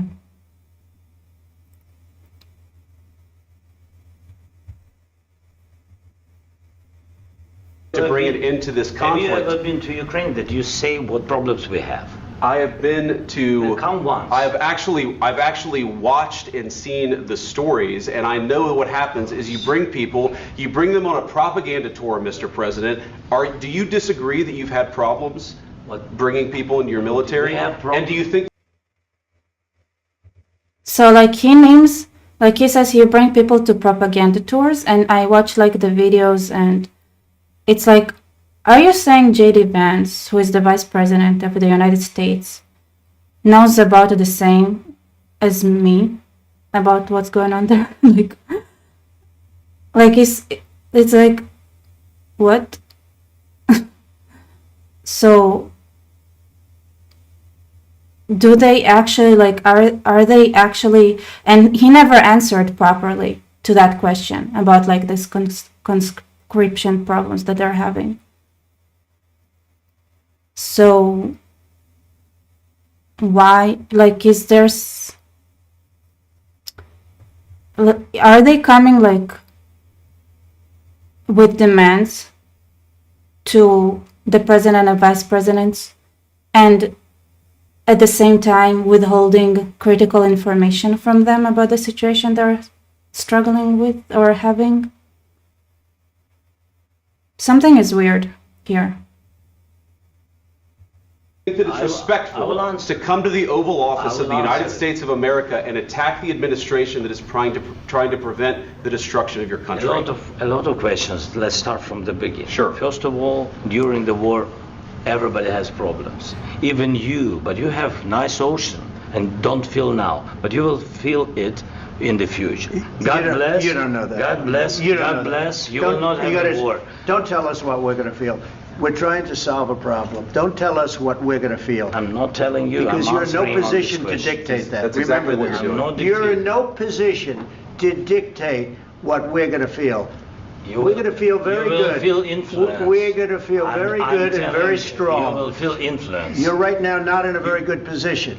You've allowed yourself to be in a very bad position, and he happens to be right about it. From the very beginning of the war. You're not in a good position. I You don't have the cards right now. With us, you start having I'm not playing cards. Right now, you don't. I'm very You're playing serious, cards. Mr. President. You're I'm playing very cards. serious. You're gambling I'm with the president lives in of war. millions of people. You're gambling with World War III. You're gambling with World War III.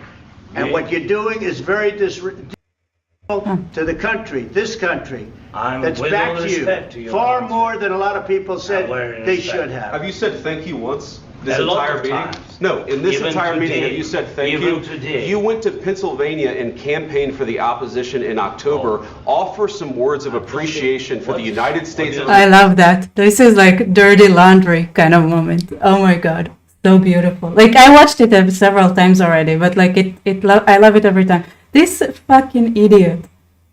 I'm sorry. I'm sorry for the Ukrainian people, but the Ukrainian people suck. Especially Zelensky. And I see how Ukrainians reacting to Zelensky, mostly his popularity is going up. And sometimes if you are stupid people, I want to support you, I really do. I want to support you, but the way they had cooperated and voted for our adversaries, and went against, they claimed to be on the same side and yet screwed us over whenever they could. I mean, it's hard to feel sorry for Zelensky now for me. My mom felt very sorry for him, but my dad and I, who are if we follow the things that Ukraine does, it's at some point you don't feel sorry anymore. You get what you deserve. America and the president who's trying to save your country. Please, you think that if you will speak very loudly about the war, you He's can... not speaking loudly. He's not speaking loudly. Your country is in big trouble. Can I Wait a answer? minute. No. Can You've I done a lot answer? of talking. Your country is in big trouble. I know. You're not winning. I know. You're not winning this. you have a damn good chance of coming out okay because of us. Mr. President, we are staying in our country, staying strong from the very beginning of the war. We've been alone, and we are thankful. I said thanks You haven't in been this alone. cabinet, You and haven't not been only alone. in this cabinet. We gave you, through I this said stupid president, $350 billion. You voted we gave for you your military president. equipment, You and you voted men for are your brave, president. but they had to use our military. What about West If you didn't have You our invited military me- equipment, You invited if me you to didn't speak. have our military equipment, this war would have been over in 2 weeks. In 3 okay? days, I heard it from Putin. In 3 days, this is something Maybe new. less. In 2 weeks, of course, yes. It's going to be a very hard thing to do business like this. I Again, tell you. just say thank you. I said a lot of times that there, thank you accept to that- American people. Accept that there are disagreements, and let's. Here's the thing, it's like he's willing to say to the American people, like, thank you to the American people, but not you guys. Like, you guys do not deserve thanks. Like, this is what he is actually saying, right? Like, for those who missed it, like, what he's saying, I say thank you to the American people, not you. That's what he's saying. Which is, well, they represent the American people. Go litigate those disagreements rather than trying to fight it out in the American media when you're wrong. We know that you're wrong. But you see, I think it's good for the American people to see what's going on. I understand, sir. I think it's I very understand. important. That's why I kept this going so long. You have to be thankful. You don't have the I'm cards. thankful. You're buried there. Actually, like, I want to say, like, that actually that's my favorite moment when he said, like, you know, the American people have to understand what's going on. I love that. There are a lot of things that are being said out loud and are very different from what is being said behind the scenes, in a way that it's the complete opposite, and yet people vote and make decisions based on things they think is, like, based on what they see and not what is going on. And I think there is a movement here towards, like, the 21st century, like, social media era, and more trust to the people by saying, with this statement from Trump, hey, like, let's be honest and let's be transparent with the American people, and let's, like, in the people of the world, like, let's in general go to towards that direction of let's be transparent about what's really going on.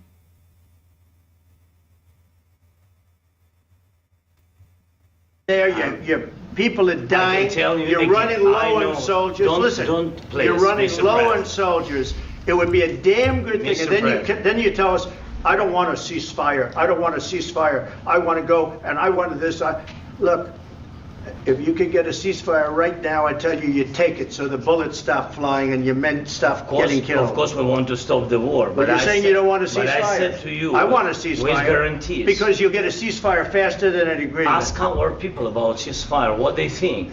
That wasn't doesn't with matter me. for you what- That what wasn't this with me. means. It That was wasn't with with you. a guy named Biden, who was not a smart person. This That is was your, with, this that was is with your Obama. president. It was your president. Excuse me. That was with Obama, who gave you sheets, and I gave you javelins. Yes. I gave you the javelins to take out all those tanks. Obama gave you sheets. In fact, the statement is Obama gave sheets and Trump gave javelins. You got to be more thankful, because let me tell you, you don't have the cards. With us, you have the cards. But without us, you don't have any cards. One more question to this Vice President. I'm sorry. It's going to be a tough deal to make, Um, because the attitudes have to change. Actually, while it's going on, I'm seeing that there is a lot of development in Syria with the Druze, and there was some very exciting. Here, we will not allow the terrorist regime in Syria to harm the Druze. If they do, they will be harmed by us. Like an escalation of rhetoric between Israel and the Syrian regime. And there are videos of the Druze in Jeremiah that are celebrating the announcements from Netanyahu. So that's also insane. I'm actually making a video about what's going on with the Druze.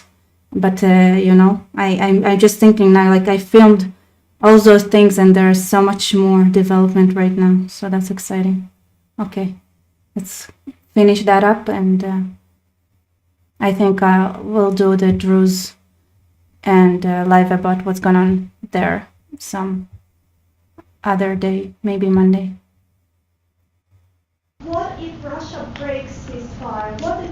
peace talks, what do you do then? I understand that it's a heated conversation right now. What are you saying? She's asking, what if Russia breaks the ceasefire? What if anything? What if a bomb drops on your head right now? Okay? What if they broke it? I don't know. They broke it with Biden because Biden, they didn't respect him. They didn't respect Obama. They respect me. Let me tell you, Putin went through a hell of a lot with me. He went through a phony witch hunt where they used him and Russia. Russia. You ever hear of that deal? That was a phony Hunter Biden, Joe Biden scam. Hillary Clinton, Shifty Adam Schiff. It was a Democrat scam. And he had to go through that. And he did go through it. We didn't end up in a war. And he went through it. He was accused of all that stuff. He had nothing to do with it. It came out of Hunter Biden's bathroom. It came out of Hunter Biden's bedroom. It was disgusting. And then they said, oh, the laptop from hell was made by Russia. The 51 agents. The whole thing was a scam. And he had to put up with that. He was being accused of all that stuff. All I can say is this. He might have broken deals with Obama and Bush, and he might have broken them with Biden. He did, maybe. Maybe he didn't. I don't know what happened. But he didn't break them with me. He wants to make a deal. I don't know if you can make a deal. The problem is, I've empowered you to be a tough guy. And I don't think you'd be a tough guy without the United States. And your people are very brave. But you're either going to make a deal or we're out. And if we're out, you'll fight it out. I don't think it's going to be pretty, but you'll fight it out. But you don't have the cards. But once we sign that deal, you're in a much better position. But you're not acting at all thankful. And that's not a nice thing. I'll be honest, that's not a nice thing. All right, I think we've seen enough. What do you think? Huh? This is going to be Interesting. You guys, it seems like people don't like the question, the way Trump answered here. I don't see the real problem, but okay. Okay, you guys, what's here? Ayatollah Khamenei. Thank you for support. JD is voicing populist American feelings. I don't agree with what he said, but when you take hundreds of billions, you can take some uneducated lecturing. It's one thing, it's being uneducated lecturing. Like, were they... Something is wrong there, you know, it's something is wrong.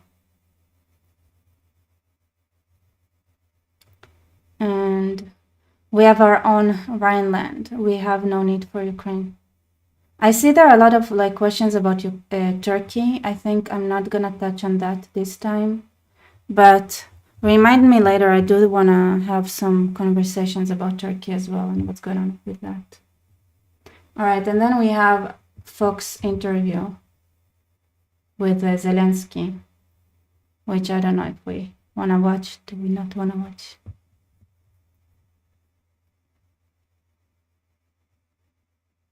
Let's see, interesting comments.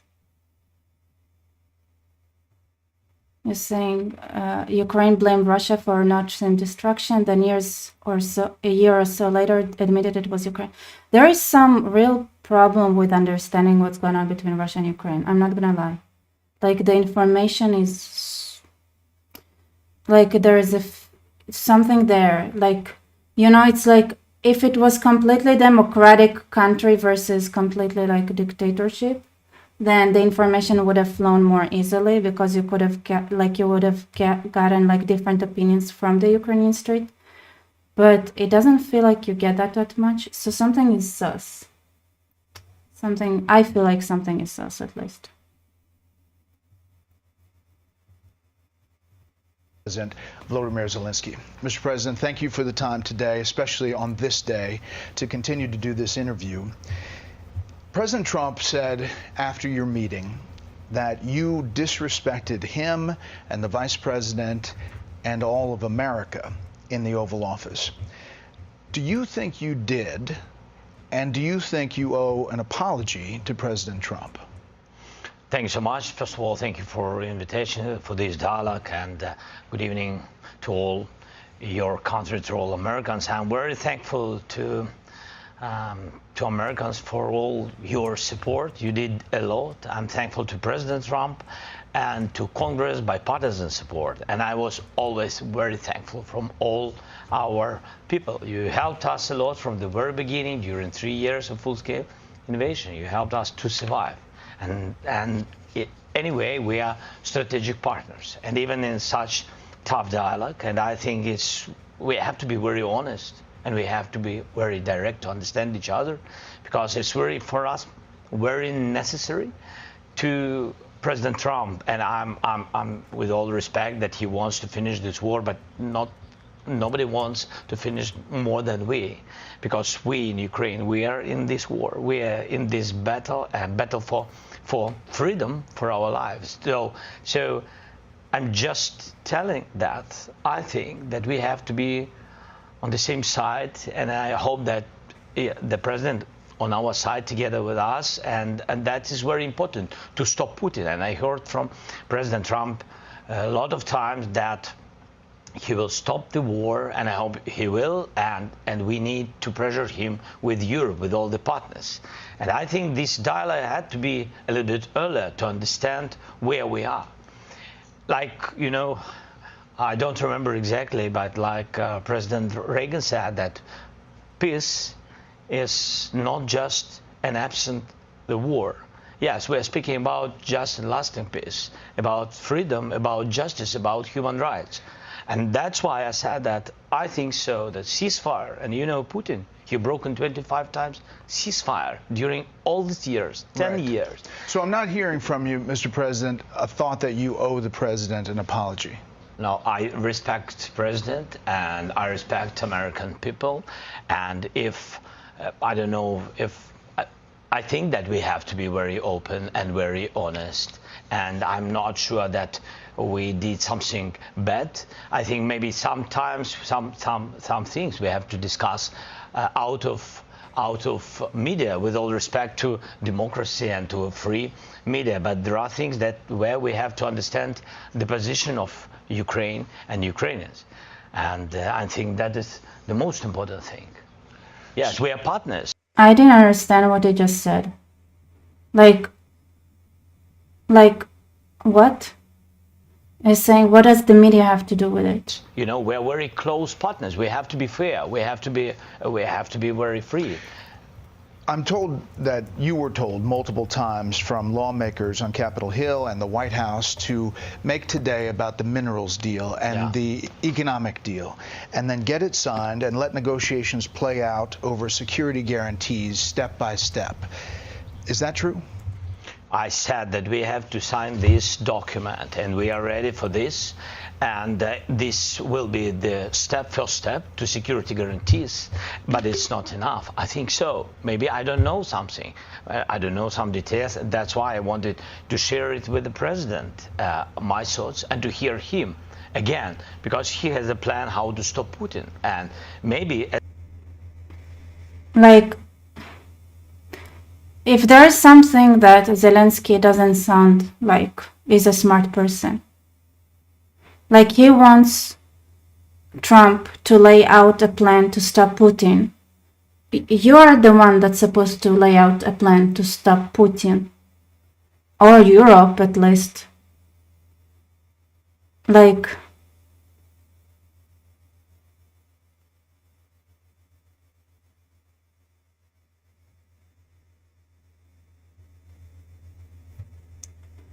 it's so weird, like he's throwing responsibility towards other countries.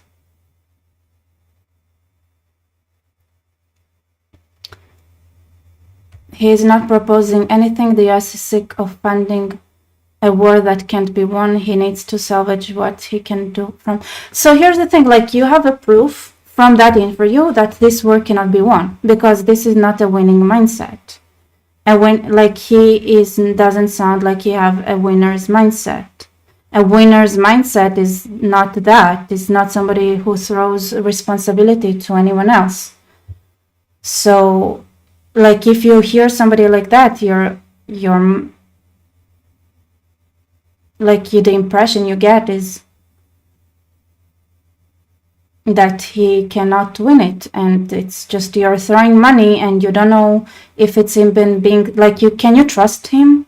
Like, can you trust him to do whatever it takes? Can you trust the government in Ukraine to do whatever it takes to win against Russia when they do everything they can to make sure none of their relatives are serving in the army? Like, can you trust them to do that? Even if you have like the best idea in the world or the best like thing in the world, like you still like when you're given money, people want to know that you give money to somebody you can be trusted to make something happen. As I said, maybe it's out of big conversations, but we have to share it. You know, this is so sensitive. You know, just a ceasefire without security guarantees. This is so sensitive for our people. I'm speaking like a president of a people who are in this struggle 3 years, and they just want to hear that America on our side, and that America will stay with us, not with Russians, with us. That's it. But I'm sure that it will be. This is the first step to security guarantees. Europeans, we don't need to lose them. They are good allies for the United States. The United States is the most or the biggest donator of support and of peace. But we don't need to lose Europe. And they also want to know next steps. We have to be very open to understand how to stop the war. Right. But do you think the public spat in the Oval Office in front of the media served Ukrainians well today? I think this kind of spat is I mean this this is not good for both sides anyway. Like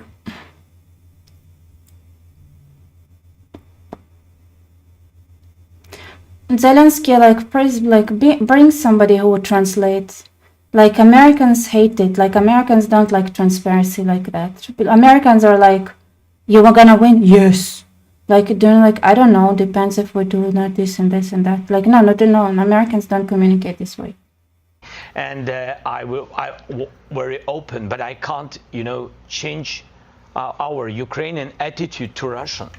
And I don't want they kill us for us. This is very, very.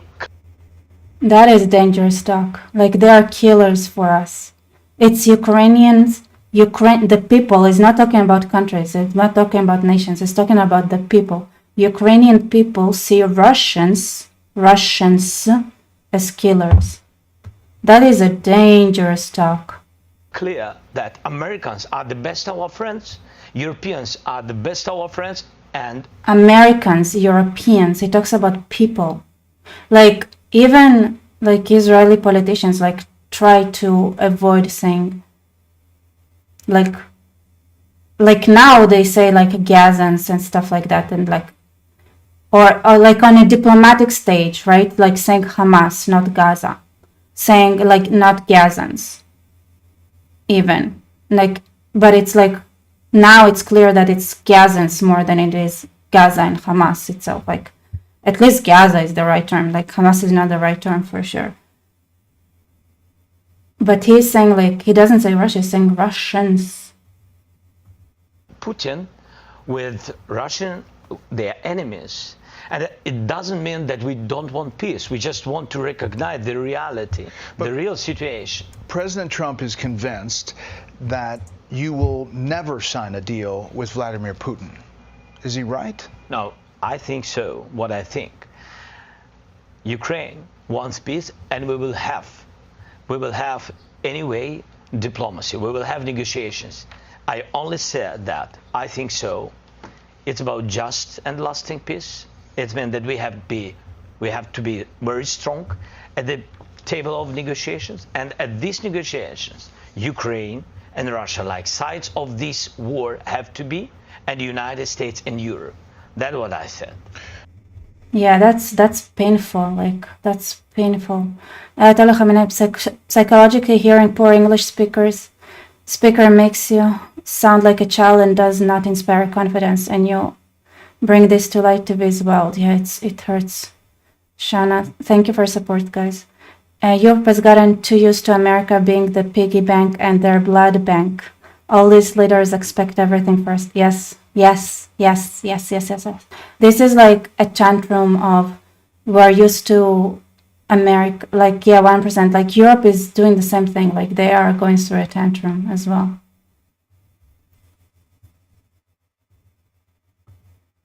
So we are ready for peace, but we have to be in strong position. What does it mean? Just to know that our army is strong, that our partners with us, and that we have security guarantees. Am I not right? Leaving the White House today, President Trump said this. He's looking to go on and fight.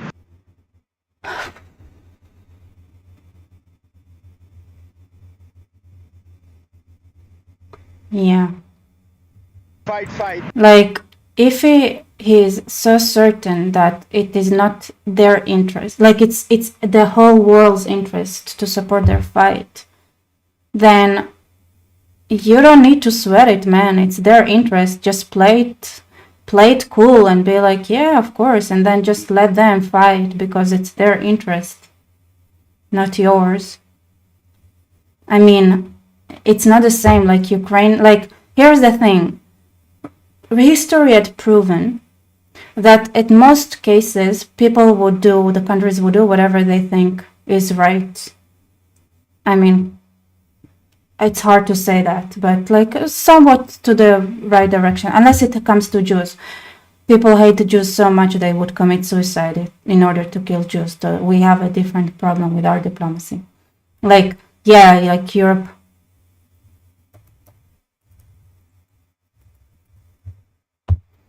Yeah, like Europe can think maybe normally when it comes to Ukraine. They cannot think normally when it comes to Israel because they mentality of like we are willing to sacrifice the whole world if it means like hurting Jews is very strong in this world, unfortunately. He wants to come back right now, but I can't do that. What do you make of that? Do you want to continue fighting? Do you want peace? And if he had the opportunity to go back to the White House right now, would you do it? No. First of all, we want peace. That's why I'm in the United States. That's why I visited President Trump. And thanks for invitation again.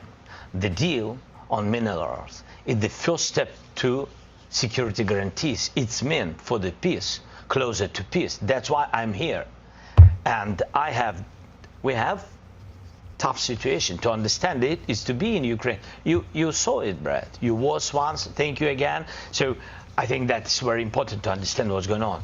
But I respect my soldiers and our people, our civilians who work and support our warriors. I can't say just stop. Nobody will stop because everybody afraid that Putin will come back tomorrow. We want just and lasting peace. It's true. We want security guarantees. We raised this topic about NATO the quickest way, but not all the countries are on this side. I said, okay, if not NATO, nobody is pushing. If not NATO, let's build NATO in Ukraine. That's my position. Europeans are ready. What do you mean, let's build a NATO in Ukraine? Man. Or to have contingents on our territory, boots on the ground. United States thinks maybe to help, maybe USA backstop, have to be just to guarantee that they are with Europeans. Look at Europe, it's strong, it became stronger, but they also want to have allies like the United States. That's what I said. I just want to understand what the peace. It's not my question, Brad. This is the question from all our people. You mentioned when I traveled to the front lines with you last year to see the situation, to mark the anniversary of the war, and this is what you told me back then. Will Ukrainians survive without Congress support? Of course, but not all of us. It will be a tragedy for all of us, not only for Ukraine, not only for Ukrainians, for all Europe. Yeah. So the question today is, can Ukraine win this war or hold off Russia without continued U.S. support? It will be difficult for us. That's why I'm here. That's why we speak about the future negotiations. It will be difficult without your support, but we can't lose our values, our people. We can't lose our freedom. So a lot of people Russians came to our territory, you know it. Russians came to our houses, and everybody saw it, video, images, a lot of things. They killed so many people. Just to forget it, just to say that Putin is a great guy? No, without us. We don't want it. That's why we speak about, everybody remembered how it was the first days of the war, how they came. Nobody wants in Ukraine. Yes, of course, nobody will forget it, but nobody wants to have, again, new wave of occupation. That's why when we say, no NATO, what security guarantees can we have? I'm not pushing, we are not pressuring, we're just asking, we're just sharing very clear messages to our friends, to Americans. Right. If you stay with us, thank you so much, but let's do the infrastructure of security guarantees. Let's just share with our people, that America stay with us. That's great. We count on it. But just to share it and to say it, that's all. How does the war end? How do you get to a deal? You're at a place right now where there is no deal. How do you get it back on track? I think that Europe is ready for contingents and to help us with financing of. Like, there's something with the narrative. It's like,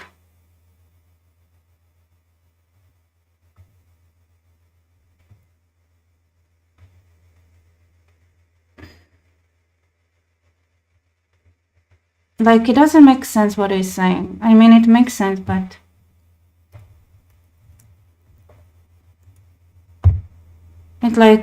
it almost sounds like, you know what? If the Ukrainians want their freedom so much, then Russians taking over those parts in Ukraine are going to have it's going to be hell, right? It's really hard to control a population that really doesn't want you, so they would resist you so much, right? It's like hell. Like the way they kind of do, it seems like. So the only thing is like if they replace the motivation, like they replace the population or something. So is it like turning into like a religious war? The more he speaks, it sounds like, yeah, I don't think he wants peace.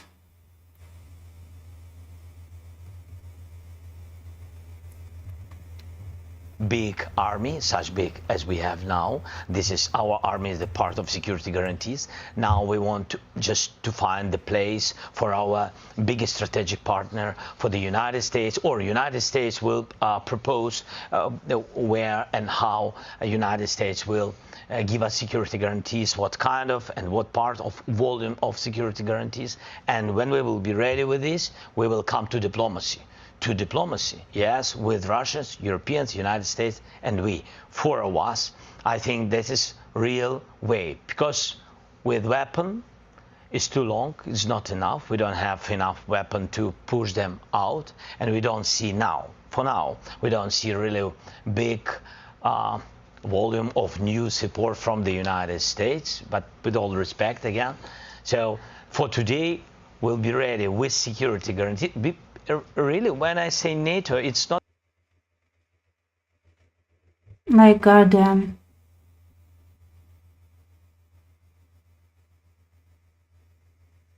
Like,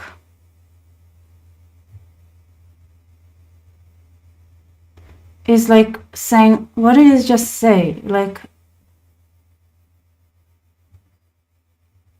not about that we are focusing on this word. It's about very understandable infrastructure of security guarantees. And you see that no. Yeah, I agree. Zelensky is speaking victimese.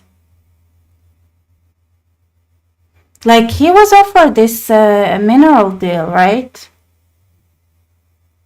Like, just negotiate it properly. I don't know, something weird. NATO countries for today, no. Like, don't you think if there are America interested in the land, that then there should be more security guarantees accordingly as well? It makes me really tired to listen to this dude. NATO countries been under attacks. Senator Lindsey Graham, Republican from South Carolina, he has been a big proponent of you and of Ukraine, said this today after the meeting. I have never been more proud of the president. I was very proud of J.D. Vance, standing up for our country, We want to be helpful. What I saw in the Oval Office was disrespectful, and I don't know if we can ever do business with Zelensky again. He either needs to resign and send somebody over that we can do business with, or he needs to change. So he says you need to consider resigning. Is that on the table? I don't know if he will be happy after my words. This decision can do only people of Ukraine. You're not going to step down to do a peace deal? No, I will. By the way, yeah, it's a thing. It's like, I think they should have elections, really. Like, can you imagine, like, if you really think about it, like, Israel had been at a war since its existence. Like, and people were calling for elections when October 7th happened, in the, like, midst of it, when it was the worst time. So, obviously, we're gonna have elections in, I hope, like, when they're scheduled, and it's probably still gonna be wartime. Like, I understand this mentality, but maybe, yeah, it's time to have elections.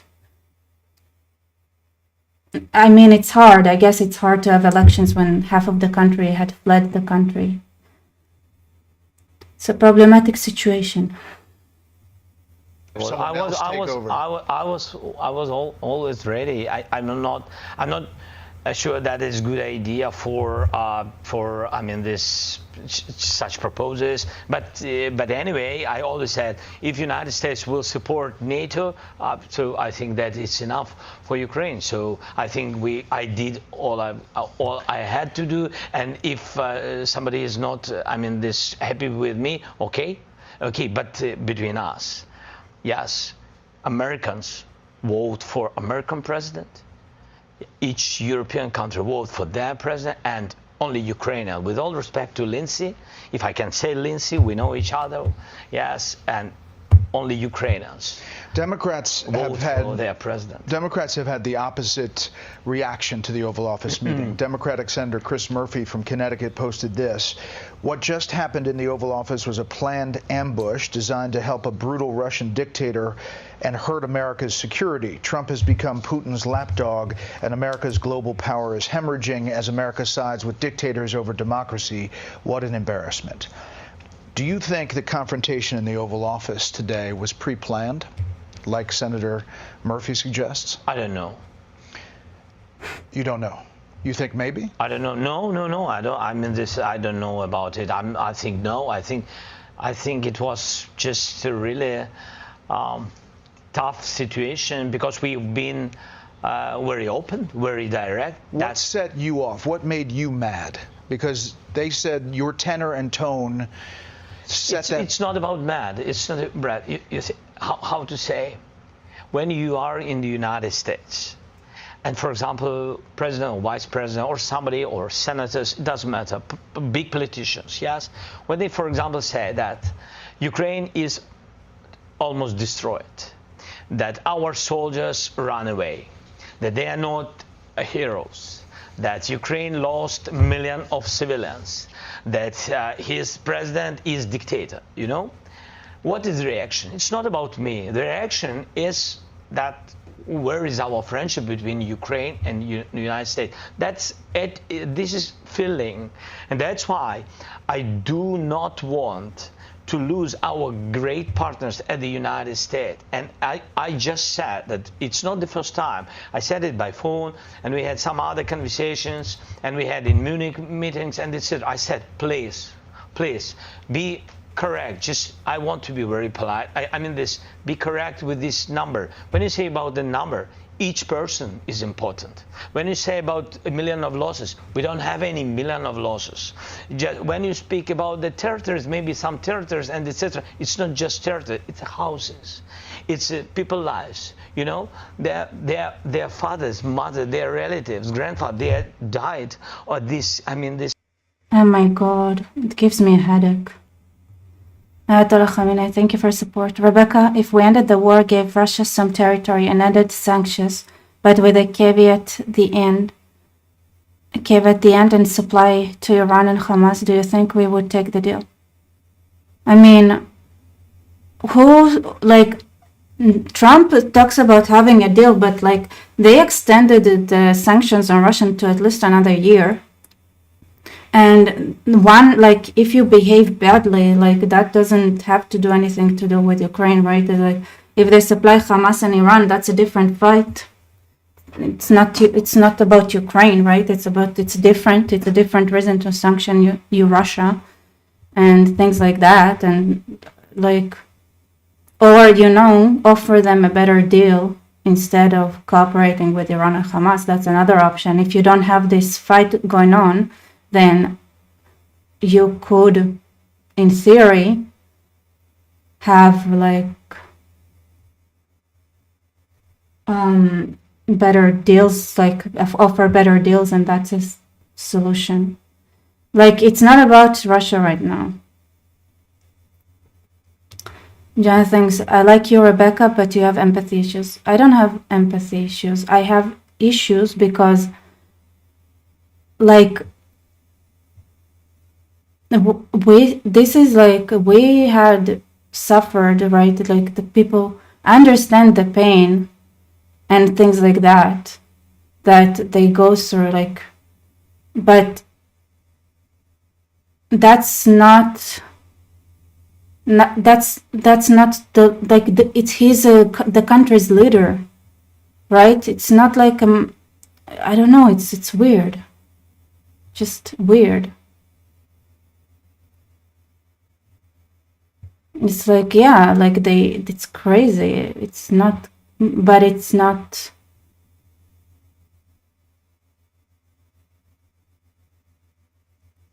I don't know how to digest it. It's not here, not there, right? You want to stop the madness, then do a better job. I don't know. During this war, nobody wants to forgive Putin. It's not funny, or fairy tale. This is real life. That's what I said. Okay, so you're saying you want to bring Putin down. That's what you're saying. There, it's not negotiation. It's not a ceasefire. It's like we have to bring Putin down. That's what you are saying, right? This is the goal you are like going and advocating.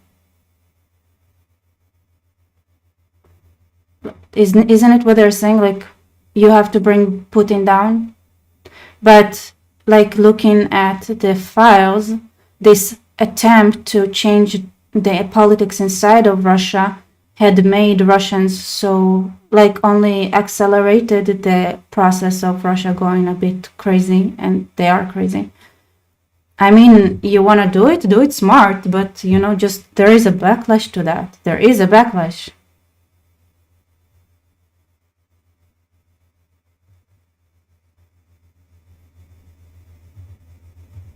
And when you said it, a lot of times to my big friends who've been here today in our dialogue, and then they again begin to repeat the same things, I think it's not, that's why I said it's not good way between partners, good partners and friends.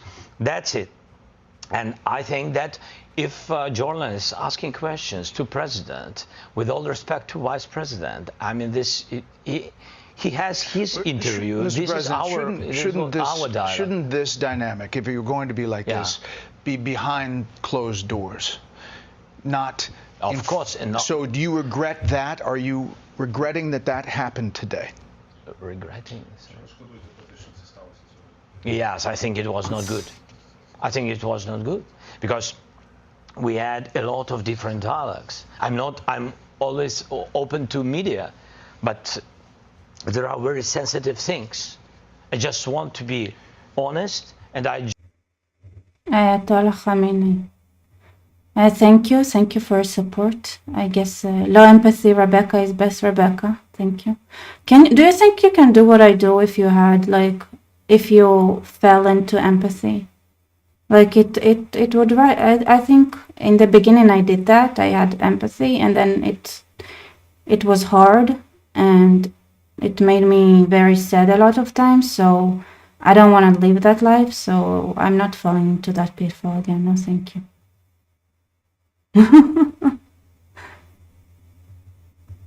just want our partners to understand the situation correctly, and I want to understand everything correctly. That's about us. Not to lose our friendship. A couple more things. What are the next steps in your mind? Here we are today. Yeah. What are the next steps? I think so. United States wanted this deal very much, and we've been not against this deal, but we wanted to understand what parts in security guarantees will take this deal and what next steps.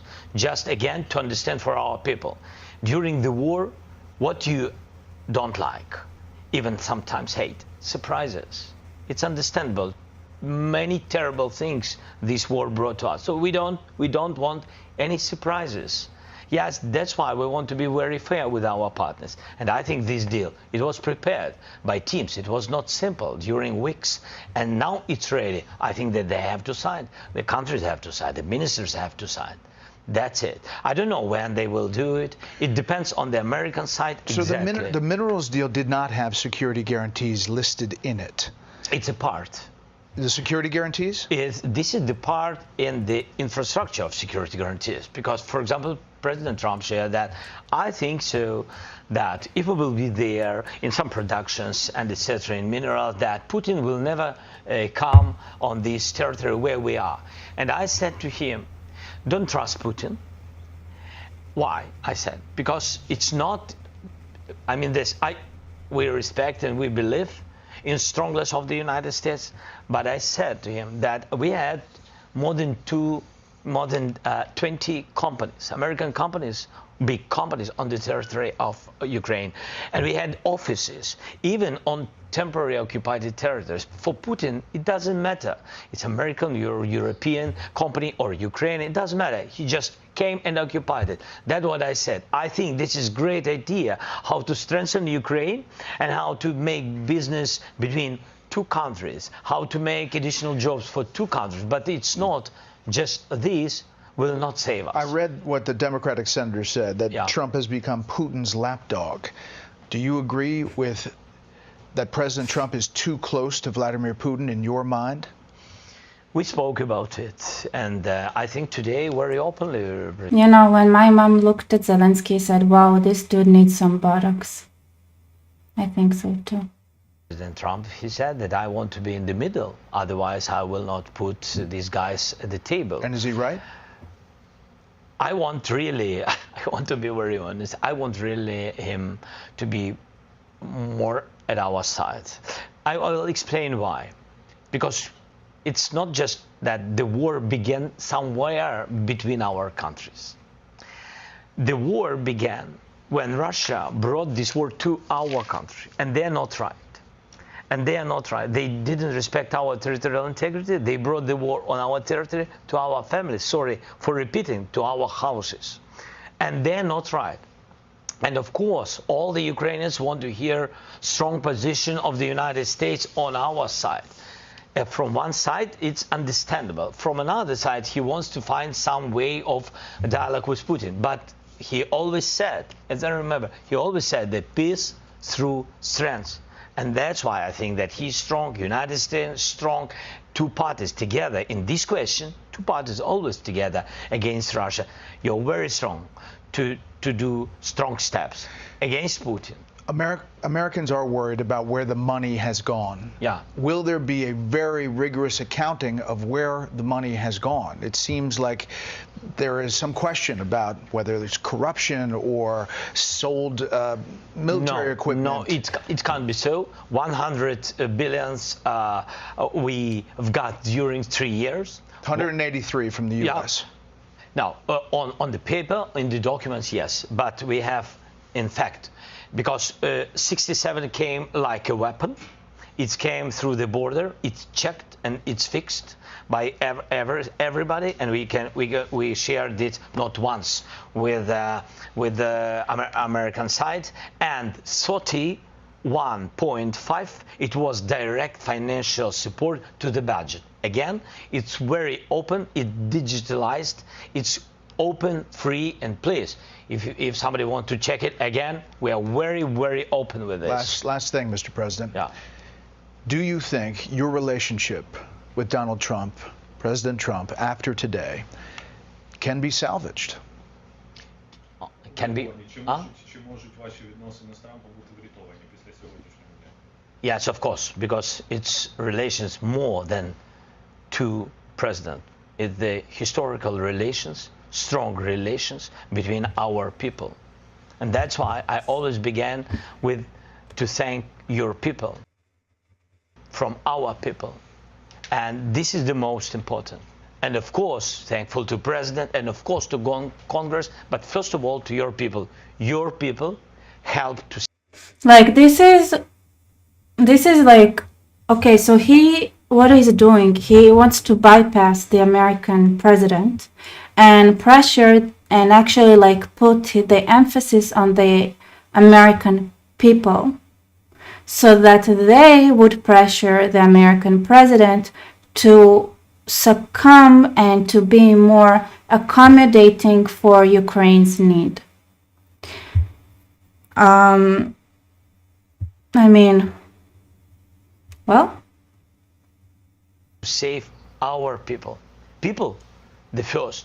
Human rights, the first. This is very, very important. And we are thankful and sorry for this. I mean, we wanted very much to have only strong relations, and I very count that we will have it. Mr. President, we're honored that you kept this interview. Thank you very much for the time. Thank you. Thank you so much. Oh my God, that was torture. Sorry. Well, I guess, are there any last comments here? I don't know. I really don't like, and I really didn't agree with the way that Zelensky is conducting itself. But yeah, that's what I think. Anyway, thank you so much for watching, and see you later. Good night, everybody.